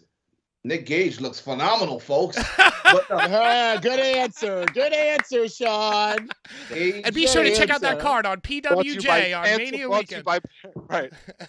Be sure to check out something PWJcards.com where you can grab your exclusive Nick Gage base and auto card. Hell yeah, but listen, I'll keep it a buck. I'll keep it a buck before you take the show. Damn it. Gage isn't the Gage that we seen in Tampa fighting RSP. When Mox came out and shut the whole Mania Weekend down. Well, that was like the pinnacle. Shit. That was the that was like, oh my God, GC fucking W. Yeah, he was on AEW TV and looked awesome against Chris Jericho. So Not even just that. It was just Gage was on a roll. He was working out. He was brolic. He looked good. He fit the description of the GCW champion. Facts. Now, over time, you have him in death matches with Moxley. You had him in a death match with Matt Cardona. And now he's having to keep up with these other guys who are coming in that are much faster, much stronger. Sadaka. You know what I'm saying? It's a lot. Awesome. He went into, I think, his last death match with Moxley in the Showboat. He took a backdrop over the top rope and he fell onto a pane of glass. I remember After he took that spot, Gage has not been the same. He left injured. He dropped the title. He came back and he's not been the same again. I think they dropped the title to put focus on someone like Masha, who's dependable, who's a star everywhere she goes. She has like four or five belts now. If there's somebody out there I want to put the strap on, it's Masha. Masha is a great representation of where independent wrestling is going and the way she pushes limitations away from her. She went and she fought John Wayne Murdoch in like 3 death matches. It's true. 3 death matches. And then she's going out doing regular matches. Champion everywhere she goes. If you want to invest in a company and you don't have much time, you go that route. And then you build with the little that you have. Gage is going to go away. He's going to come back and he's going to do what he can. But we just have to remember, as time goes by, these guys can't work the same way they used to. And you just have to accept the fact that they're working with what they got. Yeah, well, that's a what prime example. That's what I was going to say first and foremost is that it's like, yeah, you know, from a fan's point of view, it's easy to watch Gage and say like, oh, he's not moving around great and blah, blah, blah. And it's like, I don't really have anything against Gage. It's just kind of the way that the conversation goes. But you got to think like 20 plus years of like hard time, both figuratively and literally. Yeah. You know, and some of those bumps, even in the last few years that he's taken, have been like fucking brutal. But that's why wrestlers sometimes just need to hang it up because they ruin their perception of their character. And have you ever seen the movie The Wrestler? Of course. Wow. You know what's Have you ever seen the movie The Wrestler? You seen me? 15 years ago today, that movie was released. Yeah, for real? You see, have you ever seen a 3-legged dog walking down the street and do the same? Have you ever seen something? You seen me? Well, the point is that you know how this story ends. I was there when they filmed that. I was there when they filmed that, by the way. One thing I've learned, guys, with wrestling is there are many ways to adapt yourselves into the environments that are always changing. Look at Shawn Michaels, who came back in 2000. Something dog in the streets. Nobody knew if the guy. Have you ever seen him wrestling? To wrestle. Raise your hand, damn it. Oh, sorry. Are we interrupting again? Are we doing a lot of interruptions? Yeah, I'm with you. But prime example, look at Alex Colon right now. Taking a little break ski. Got to.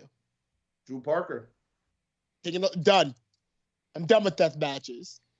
Well, I think that's what GCW's trying to do too. You know, it's like, yeah, they'll have a featured DM, but I think Masha as champion really kind of lets you know where they're headed, what they want to do, you know, and I saw in the comments, what's up, Josh? What's up, Alexa? What's up, Alicia? Logan Stein. Love you guys. Everybody. Thanks for watching. Everybody. The whole crew is here. We appreciate you. Every week, 7 p.m. Gang. You know, and it's like, hey, Masha could defend every single month or close to that. You know, they wouldn't have to make excuses or change the card because Gage's gout has flared up or whatever the hell. And then she's on TV, right? She wrestles on TV, and I mean, it's not like I wouldn't necessarily TV, call that TV, but it is televised. You can watch it on a TV, like you watch this on a TV. We're on TV as much as she is. Yo, let me ask you guys a question that might come across a little controversial. We got 40 people watching right now. Yeah, what's up? Shout out, everybody. Hey. Hell yeah. Thank you so much for watching. 40 more. 40 more next week. Same Bullies time, same Bullies channel. As you can see, we haven't corrected the interrupting really at all. We tried to in the beginning. No, but fuck you because we totally have. Bullies. I've raised my hand several times this night. Yeah, hey, shout out, Brian. Shout out. Shit. Yeah, Brian is easily trainable. Before I get to my heated, very hot, very, very hot potential take about the GCW championship change, just want to plug what's going on real quick.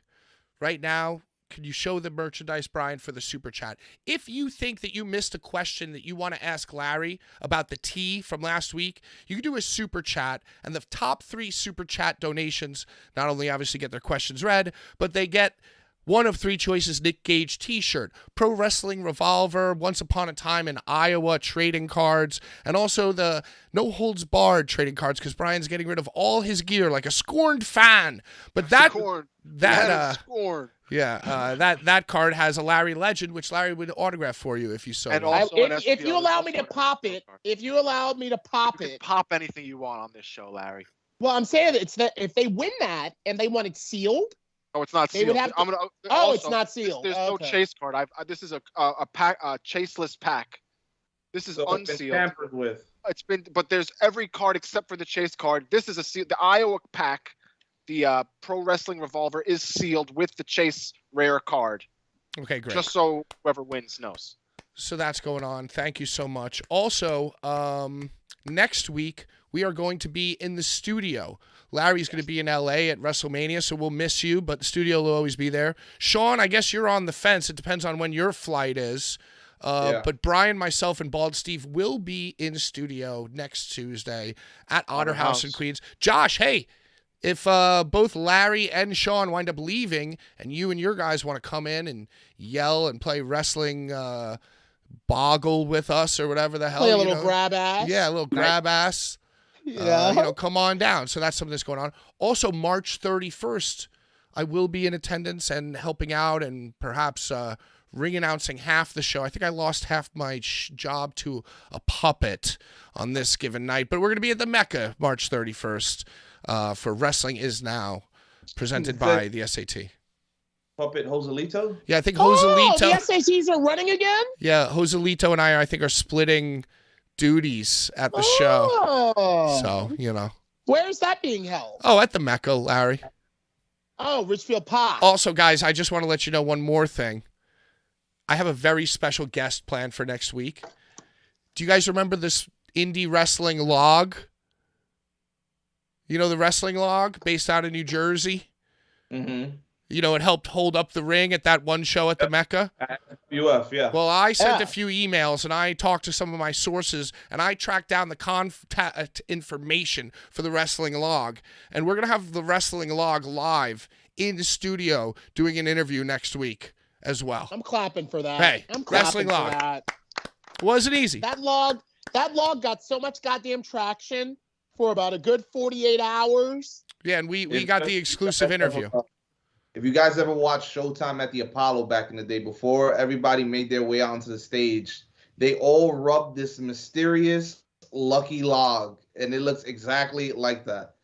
Very weird, but I guess it's an entertainment thing. You have logs everywhere you go. Hey, we're getting some chats. We're getting some super chats and things like that. Let's keep it going. Yep, here we go.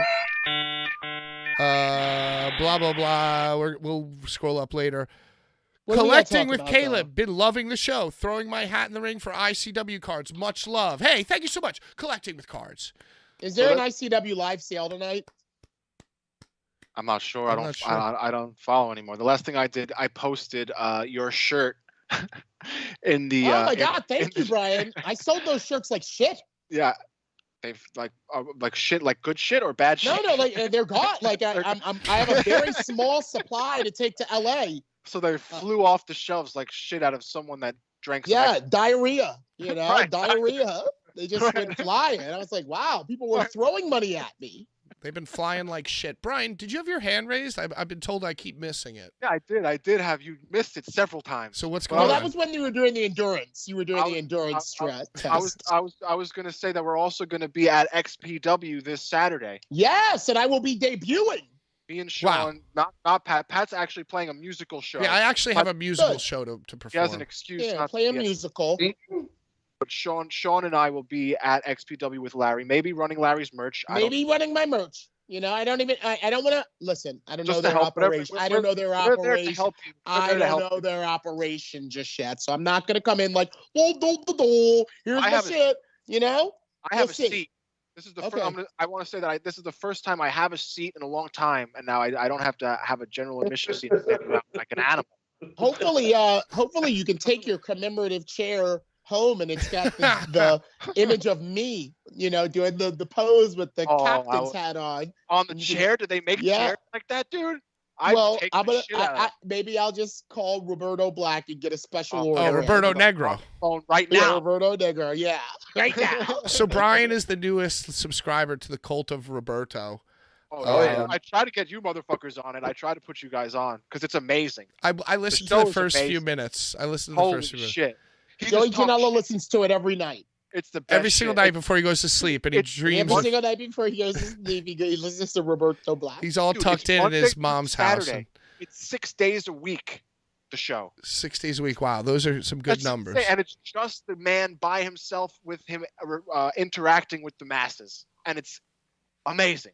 You love it, dude. Who can't? Who couldn't? Who couldn't love that? Did he mention Blvd Bullies? Honestly, yeah, of course. He shouted us out a bunch. Dude, he talks to me. I'm a fully interactive man in that chat. my god! Oh my god! Yo, so that he is.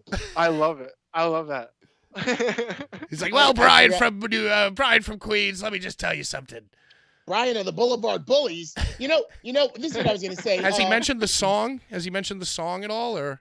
No, all he talks about is Brett Lauderdale's song, and it's he loves the Brett Lauderdale song. He loves the Brett Lauderdale song. Shit, yo, should the we freestyle, do Blvd the freestyle. Bullies? That's out of control.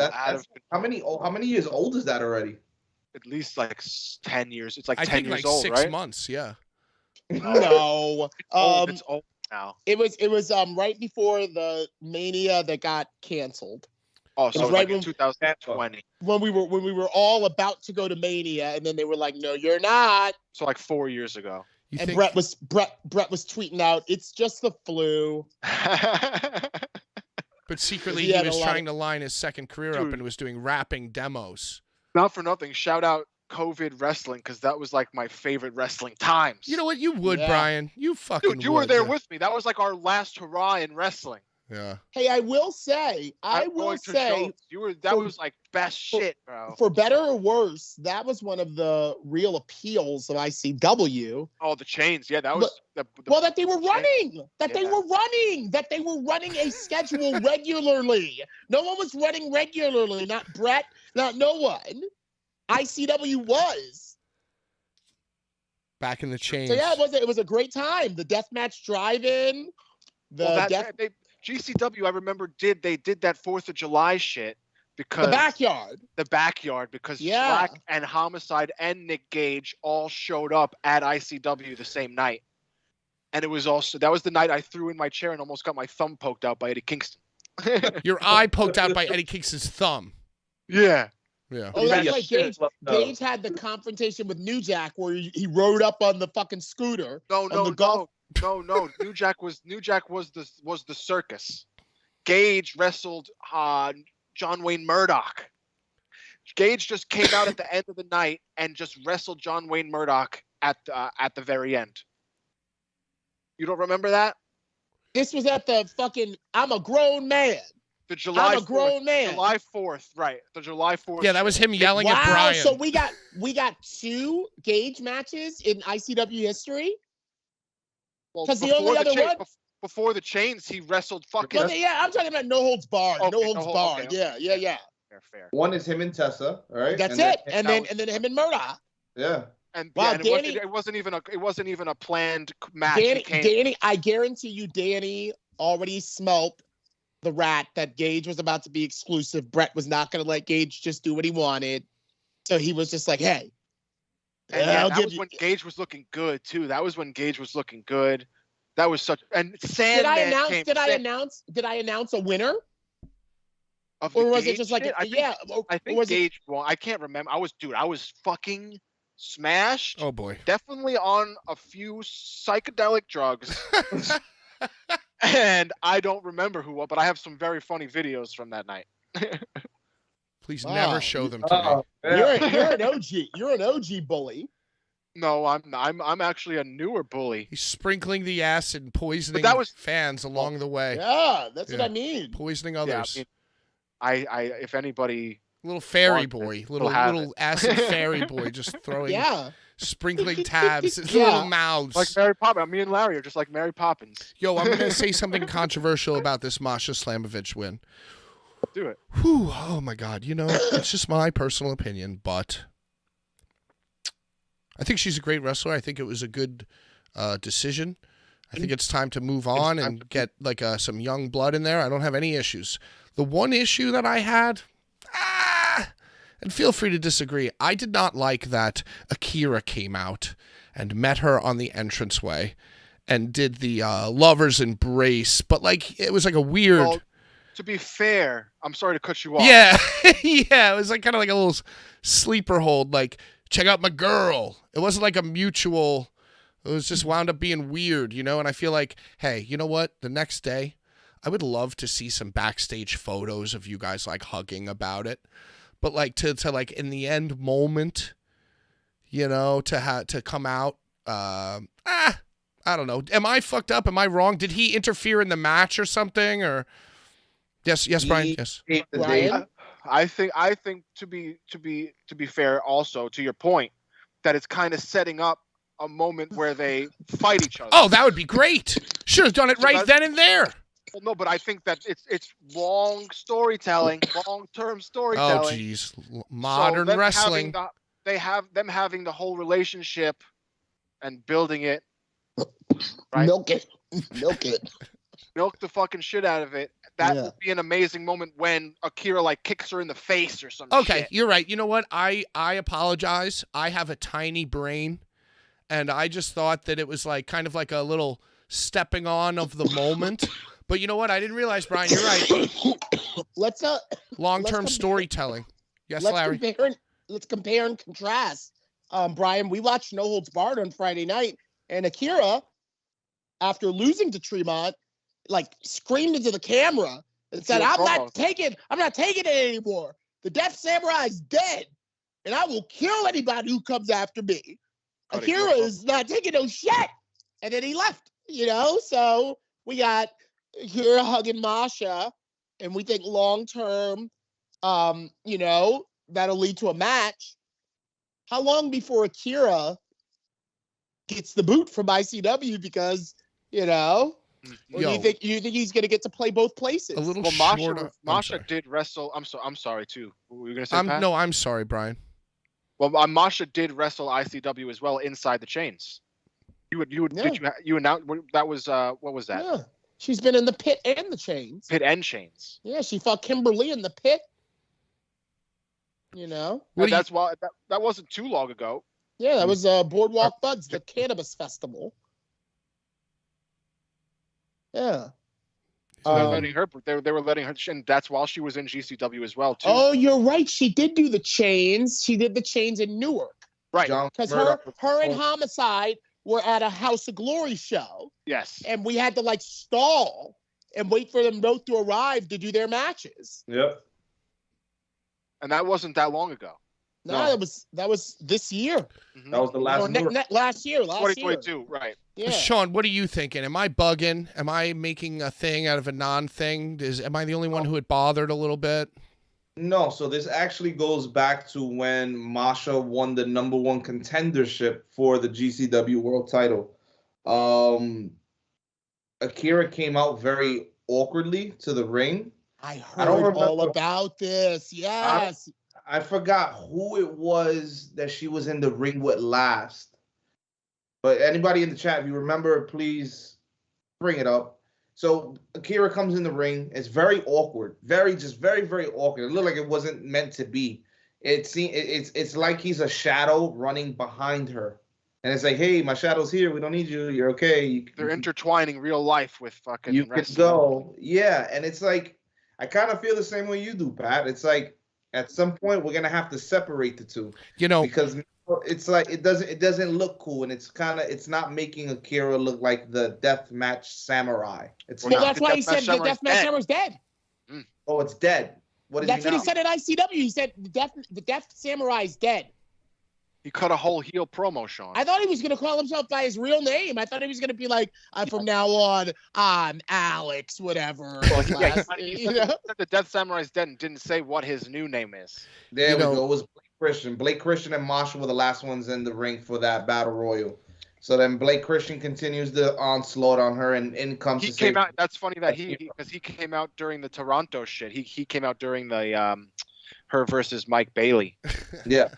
So it's like, what's gonna happen next? Well, what you said, Pat, is the right thing. Break him up, split him up, have her kick his head in somewhere down the line, and this Larry thing. They move from there. I think Masha is one of the best examples of a fan that like stuck with the training all the way up to being put on. She showed me a picture of her and I in 2012 in the Rawway Rec Center when she was just in the crowd, and she was like, I thought you were so cool. And now you announced me. So like, I'm really rooting for her. My immediate thought was that she is going to get signed. She's going to get signed somewhere. Like because a lot of promotion, like AEW because or a lot of the times, with Joe Gacy, CZW champion, signed to WWE. They threw the belt on Swerve, signed to WWE. So they did it with Max. CZW put the belt on Max. Just to be like, oh yeah, another one of ours. And to hopefully spike I want to see where they were before they were. So I was like, oh, is Masha about to? What's she with Impact now? Is that her deal? Her deal's Impact? She's Impact. Is she the Knockouts champion or is she a belt holder over there? She's not the Knockouts champion, but she is. She's some kind of champion. She's right underneath Mickey. I'd say she's number one contender. Right now, Mickey's the champ. She's never won a championship in Impact? She's been the champ there before. Yeah, she's in the mix. She had a match with Mickey James. Yeah. Mickey James. You know what's probably going to happen, y'all? They're waiting for Layla Hirsch to get back, and they're going to put Layla and Masha together as some sort of real rough, Russian suplex machines and something. I hope we get to see Masha grace some Japanese rings. I think. Yeah. That might be it too. That might be it too, Sean. Yeah. Far from done, and I think they're coming to Japan. TNT is what's the company that's coming for the rest? DDT, right. DDT. So I think with her, I think she has a lot to prove over there because a lot of established wrestlers go to Japan to make a name for themselves there. So when they come back there, this whole other person than what they were when they left. You leave as a girl or a boy. You come back as a man or a woman. Right. And I think that's what's precisely. I think she's already been. I think she's already been to Japan, Sean. No, I'm saying consistently. An excursion, excursions. Yeah, she'll be like a world. She'll be like a Street Fighter, where the plane goes to and just fight them. Fight like E Honda in Japan. COVID. She spent the entire COVID out there training. Yeah, she got stuck, right? Got stuck out there, yeah. But it's how we have this Masha. We have the Masha that was created and established in Japan. Now let's see her use what she learned there and become great out there as well. Because I think that's where she thrived most amongst the people who are like her. I feel like the competition for her over here is very thin right now. She's ran through everyone. What else can she do over here? Well, she could win Tournament of Survival or Cage of Survival. Well, what's that really doing for her right now in her career? She's past that. She's the champ. What do you mean? It would make her a goddamn beast. She already is. What else does she need to prove? I guess she beat goddamn Nick Gage, but I don't know. She needs to prove something because she's still relatively new. She's not a fucking veteran. Well, Brian, he says proving something, and I think this past Monday somebody has a lot to prove. You don't think she has something to prove? Well, we're moving on from Masha. He's segueing. Can't you tell? Yes. All right. Can't you tell he's really trying to? What do we? 32 ounces, almost gone, bro. Ooh, that looks delicious. He has a lot to prove, and this past Monday he came out to speak about what he has to prove, and he says he's tired of mentioning his dad because his dad's not going to come out to save him. His brother's in another company, and he is alone. Who are you talking about? Akira still? No. Oh shoot! I know exactly what he's look. God. The only story from that promo was Cody Rhodes' wooden shoes. His little wooden shoes. Dude, those shoes hurt. They hurt Solo Sikoa more than regular shoes would. You know? It's hurt. Yeah. He's got little Pinocchio feet. I'm gonna say one thing about Cody Roman. And I thought it was tremendously done. And of course, once again, Paul Heyman stole the show next to Roman, talking to him through things like my tribal chief, just like everything that he was saying. Yes, my tribal chief. Yes. But fucking, it really seemed like a movie scene. Like it really seemed like the stories, like, you know, The Young and the Restless, like they're like talking and like monologuing and like full soap opera. And like this is where I think no matter how good you are at delivering the WWF lines that they have you read in your script before you go out there, like it's like it's like when you first discover porn and you see like the softcore stuff and then you get to like the hardcore stuff that's like no dialogue, just scene. Right. You know? And I'm tired of that WWF shit. You know what I mean? I want the Napster shit. You want the Napster downloaded porn shit. Yes, bro. I want that. And that is what giving them the freedom to not be on the script. Like, I just feel like we've seen this presentation before. Yeah. Like, you know, we've seen these lines. Like, you guys are saying different things because of the Dusty and the AEW and all of that, but of course it's going to be good. It's WWE. Is it must see though? Like, or y'all just going through the motions of another Mania story till Mania? Woo! Dude, I would say, dude, to be fair, this is a very important Mania. Roman has been the champion for fucking ever, and Cody Rhodes is doing this, like, is trying to do this mission where he, like, makes his father proud of him. So it's like a very emotional, emotional time. Do you think that Dustin will be allowed to come out?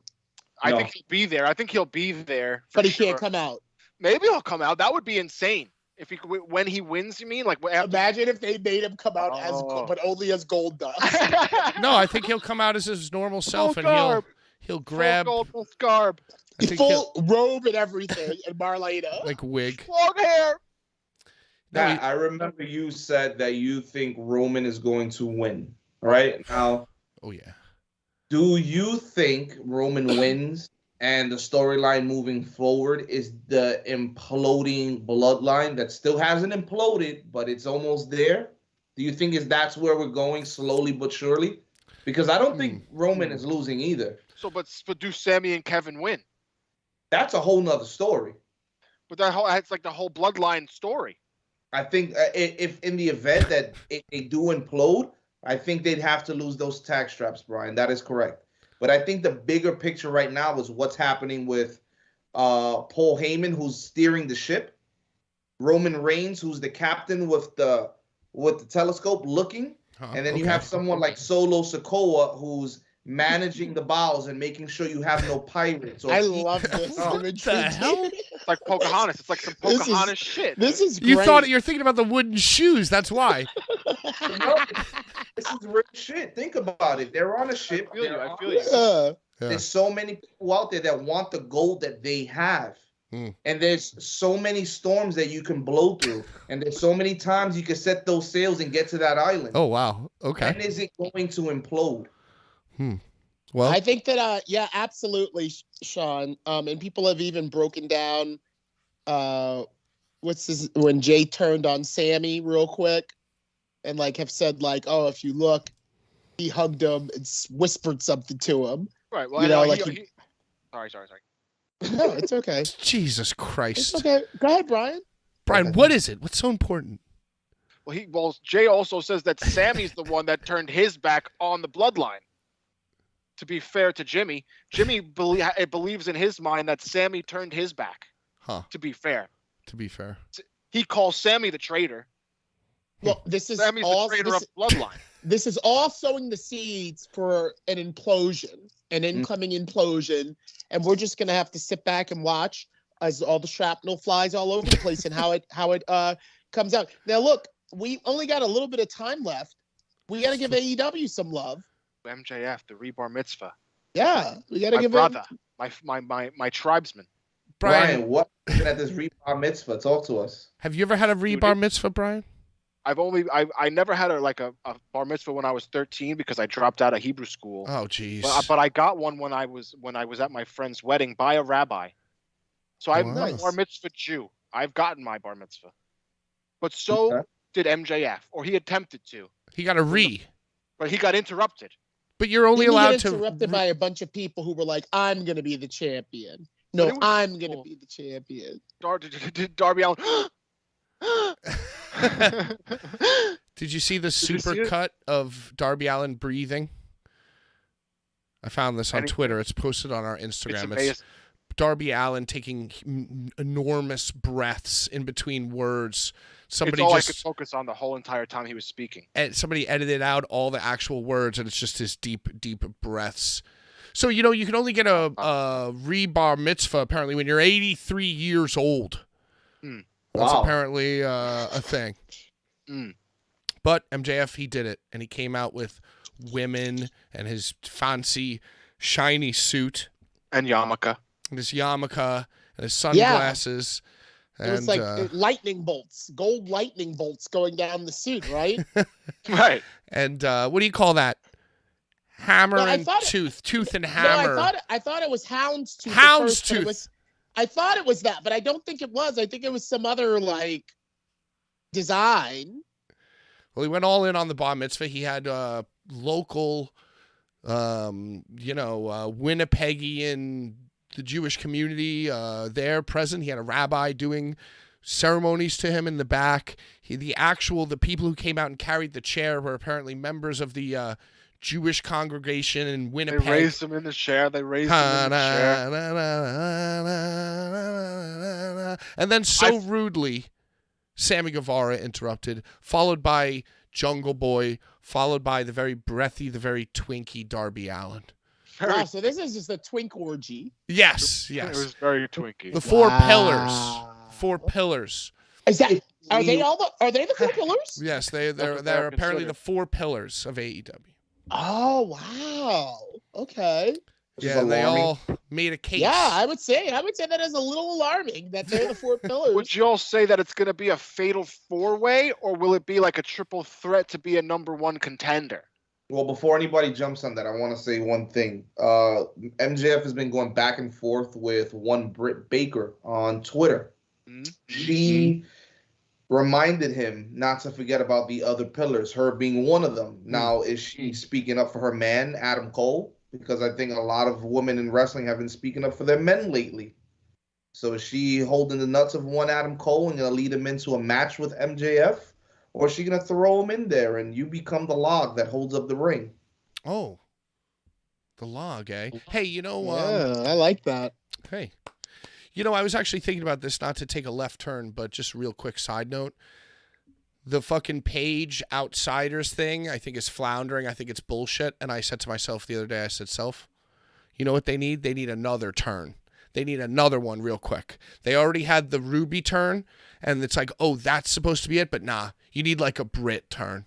You need Brit to become one of them. And Brit becomes like the Hulk Hogan of this shit. And then fucking takes over for Saraya on the mic. And I think that would really make that a thing. Yeah, because that Punk thing is floundering. Oh, it's so bad. Yeah.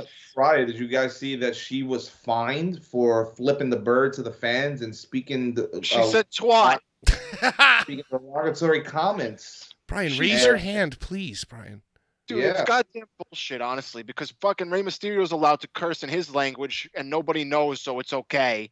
But she says twat and it's a big problem. Wait. Are you saying that when Rey Mysterio goes to the kids, grabs their heads, and he curses at them? Is that what you're talking about? No, when he spoke, when he was speaking to Dominic, he spoke in Spanish, and he said some kind of profanity in the language. Oh. But what I'm saying is that no one bats an eye. But if she says twat, which is another like word that is just like a common curse word in where like the UK in Norwich, right? It's just like a common word. It's like they give her shit. Log. Brian, I'm interrupting you. Stop talking. Hey, we got Wrestling Card Guy in the chat. Show the super chat goals. Yeah, show the super chat because Well, there's three people that have donated $10, so they have to like fight over. Wow, that is awesome! Somebody fucking get in here and do 11. Yeah, well, we got 10, 10, and 9.99. This pack is sealed with a rare card in it. Rare card. Hell yeah. This pack is open, but Larry said he'll sign a card. I will sign the card inside of that pack. So there will be a signed Larry card. I'm going to see Larry this Saturday. Yep, we're going to see each other. Have you ever seen Larry on a Saturday doing the XPW stream? And then there's also this shirt. If you've ever had the shirt on your body, you've seen me. Which is an awesome shirt. I think I'm going to wear black and white and red like Ring of Honor. Wait, guys, I think Logan Stein is actually in the winning right now because he's $10 twice. Hell yeah! Wow. Then you pick two. As it stands right now, you pick the two things. So then, two prizes. Hey, way to go. And we appreciate you. We appreciate all our new viewers, all our returning viewers, anybody who's super chatted, contributed to the chat. No questions for Larry? No questions. Not one question. It's okay. For Larry. This was not as promote. We didn't promote this show as heavily as we did the last show. No, the graphics came in late. Hey, whoa. Whoa. It's just the fallout from the last show is just so, Well, you should. So I'm looking at these views. I'm looking at it and I'm clapping for that. Okay. That makes me feel good. Right. Way to go, Larry. That makes me feel good. So, Larry, next week you will not be with us. I'll be in the air. I'll be in the air with Jim Lloyd and Jordo, Big Jordo Oliver. We'll all be flying together. So for those people out there who are watching or in the chat, where can our West Coast friends find you next week? Well, we got VXS. Now, VXS doesn't typically stream live. They like to cut it up. They like to do it and cut it up. So you're not going to be able to see that live. And then I got Crimson Crown Wrestling, my debut for Sage Sin Supreme's promotion over there. That as well is not going to be live. And then, but that's 2 shows on a Saturday. One at 11 in the morning, one at 2 at the world famous Florence Arena in Florence, Los Angeles. And then I've got the Rick Cataldo Sailor Moon Rave, where A Matter of Pride Wrestling is going to be a featured part of this 10 p.m. to 6 a.m. rave. Wow. And I'll be hosting that. And that as well is going to be closed doors and from a secret location. Yes, 10 Brian. p.m. to 6 a.m. rave. I'm sorry to bring this up, but someone actually made a very disturbing comment on our YouTube about Rick Cataldo. What's that? They spoke shit about him. They said something about him having like allegations.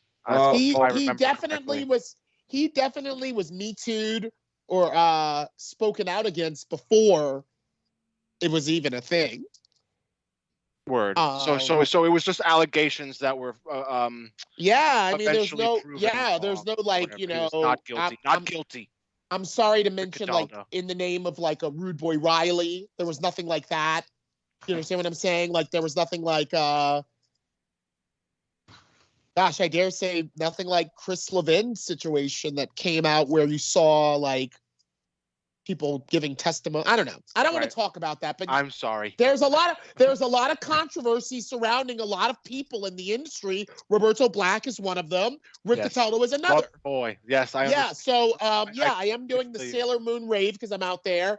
And yeah, those are my 4 shows out there, but none of them are going to be live, but hey, tune into my Instagram and all that shit and I'll be showing you shit from all of them. Yep. Oh, yeah. That. Sean, what are you doing Mania weekend?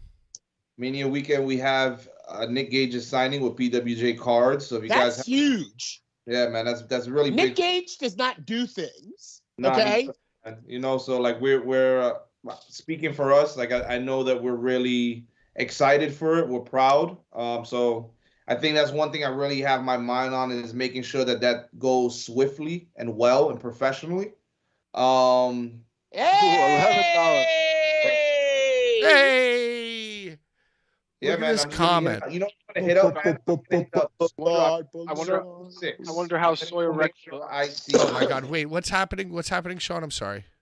I'm gonna be checking. Oh wait, stop. We got. Oh, Sean, turn it down, buddy. I'm going to check out VXS with my boy Larry, and then I'm going to be checking out some Circle 6 stuff with our boy Kevin Gill. Oh, OG. I'm going to go see Kevin Gill and 3-year-old Kevin Gill. Double OG, triple OG. Yeah, quadruple OG Kevin Gill. What's this Samoan's name from MLW? Jacob Fatu. Jacob Fatu. He's fighting Atticus Cogar in a flaming tables match. Yo, Jacob is going to destroy his pretty boy psychopath ass. Guess how much at the door, y'all? How much? $50. $6. $6. How do they do it? How do they do it? Chilling, Sponsor. bro. It's a bought show.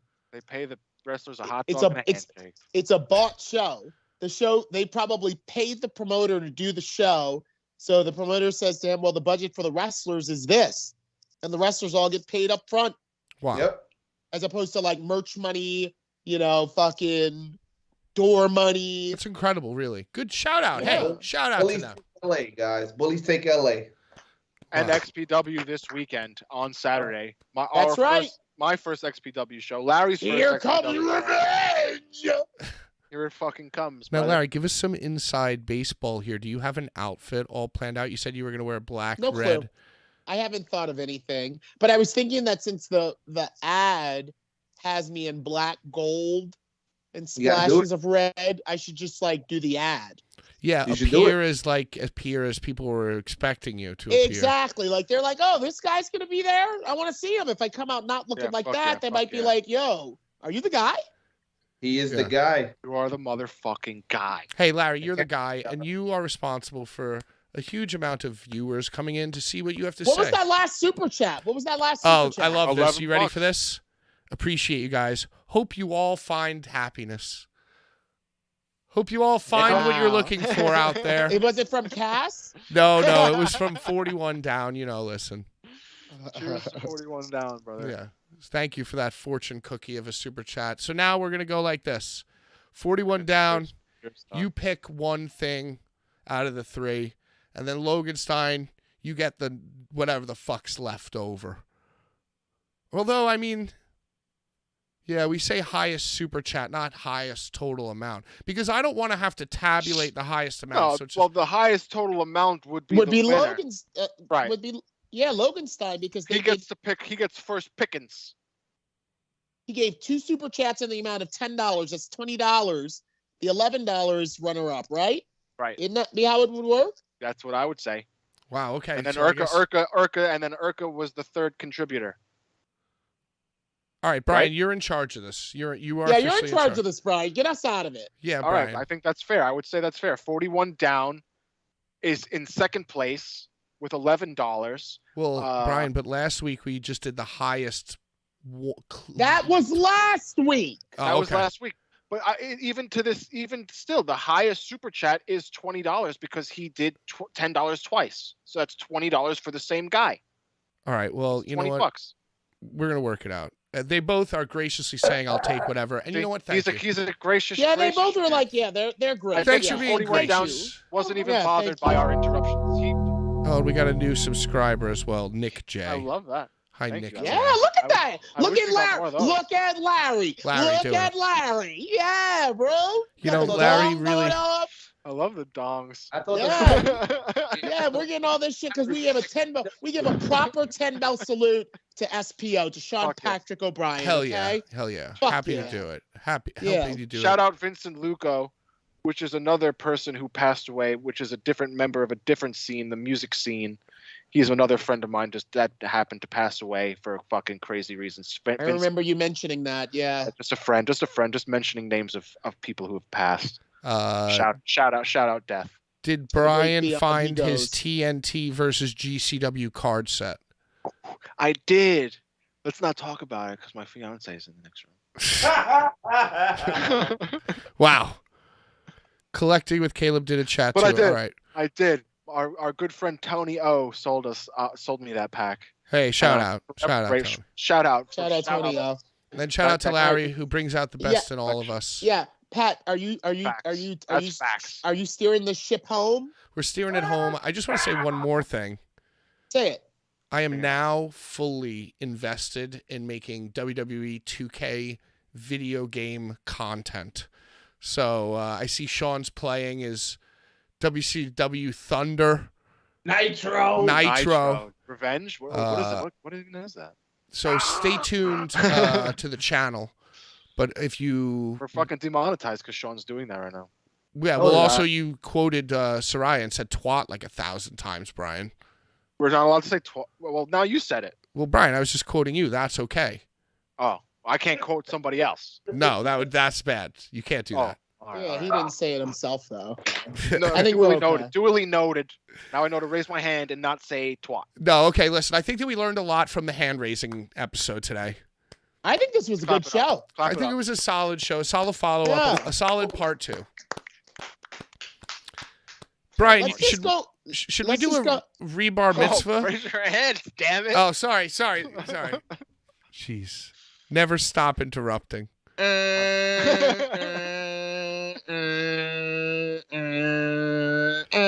God. Austin, should we get into Austin Theory or not?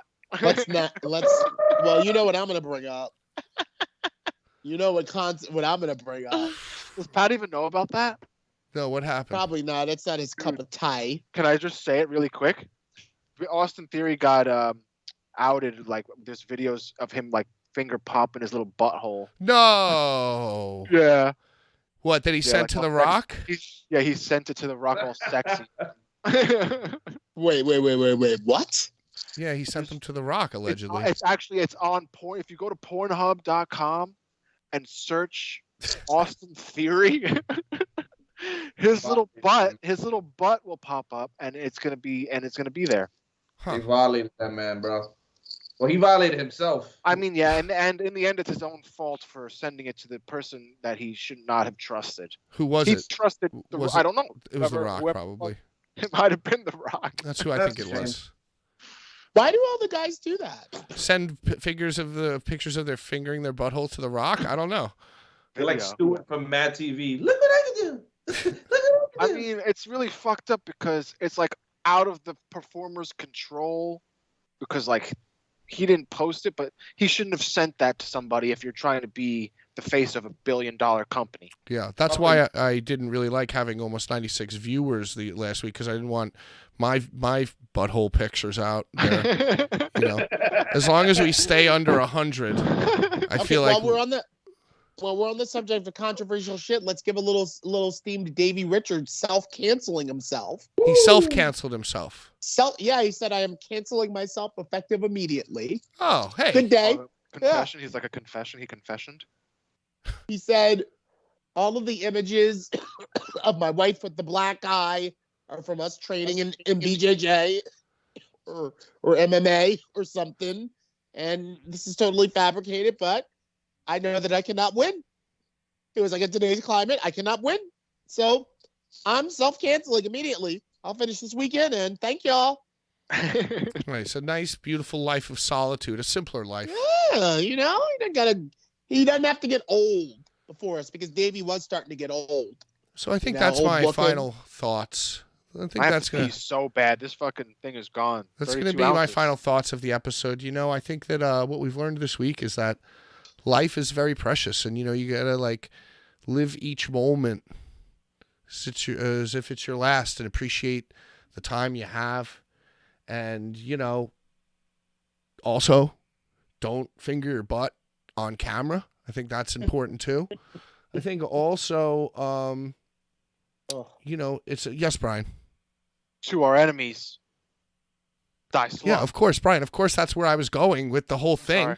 Sorry. Of course, that was going to be the final line of the whole thing. Brian just wants to steal the thunder. Of course, that's where we were headed, dude. I'm drunk now. Damn it. Of course, that's where we were headed. I raised my hand. I know, but now now we gotta have like some kind of qualifying thing to see like what the question is gonna be. Anyway, y'all, thanks so much for watching. Next week we're gonna be live in the studio. Larry will be live in LA, so give him a follow and support all of his adventures across the stratosphere. You know, Larry, I one time went on a date with somebody, and it was like a nice date, and it was like, oh, what are you doing next week? They're like, oh, I'm going to Burning Man. Went to Burning Man, never heard from them again. You know, so I hope that like whatever happens with you this weekend at Roberto Negro's show, and subsequently, and subsequently at WrestleMania, I hope that you don't wind up like a girl who just went to Burning Man and never came back. Because the people here, I can feel their comments, and they love you, and they need you, and we need you. So I just want to let that be known. What's the difference between me and that girl? I feel like it happens. She wasn't legendary. No, absolutely not. Facts. She's just a story. She's a throwaway story. Me, I'm going to tell tales. And I might just lick a few. Wow, incredible. I want you to know I heard your cue loud and clear. I'm listening for the music right now. Get that shit. We're all lit.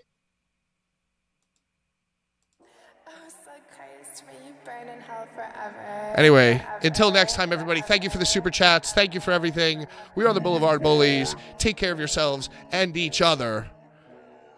Out of time. Bye-bye. Bullies.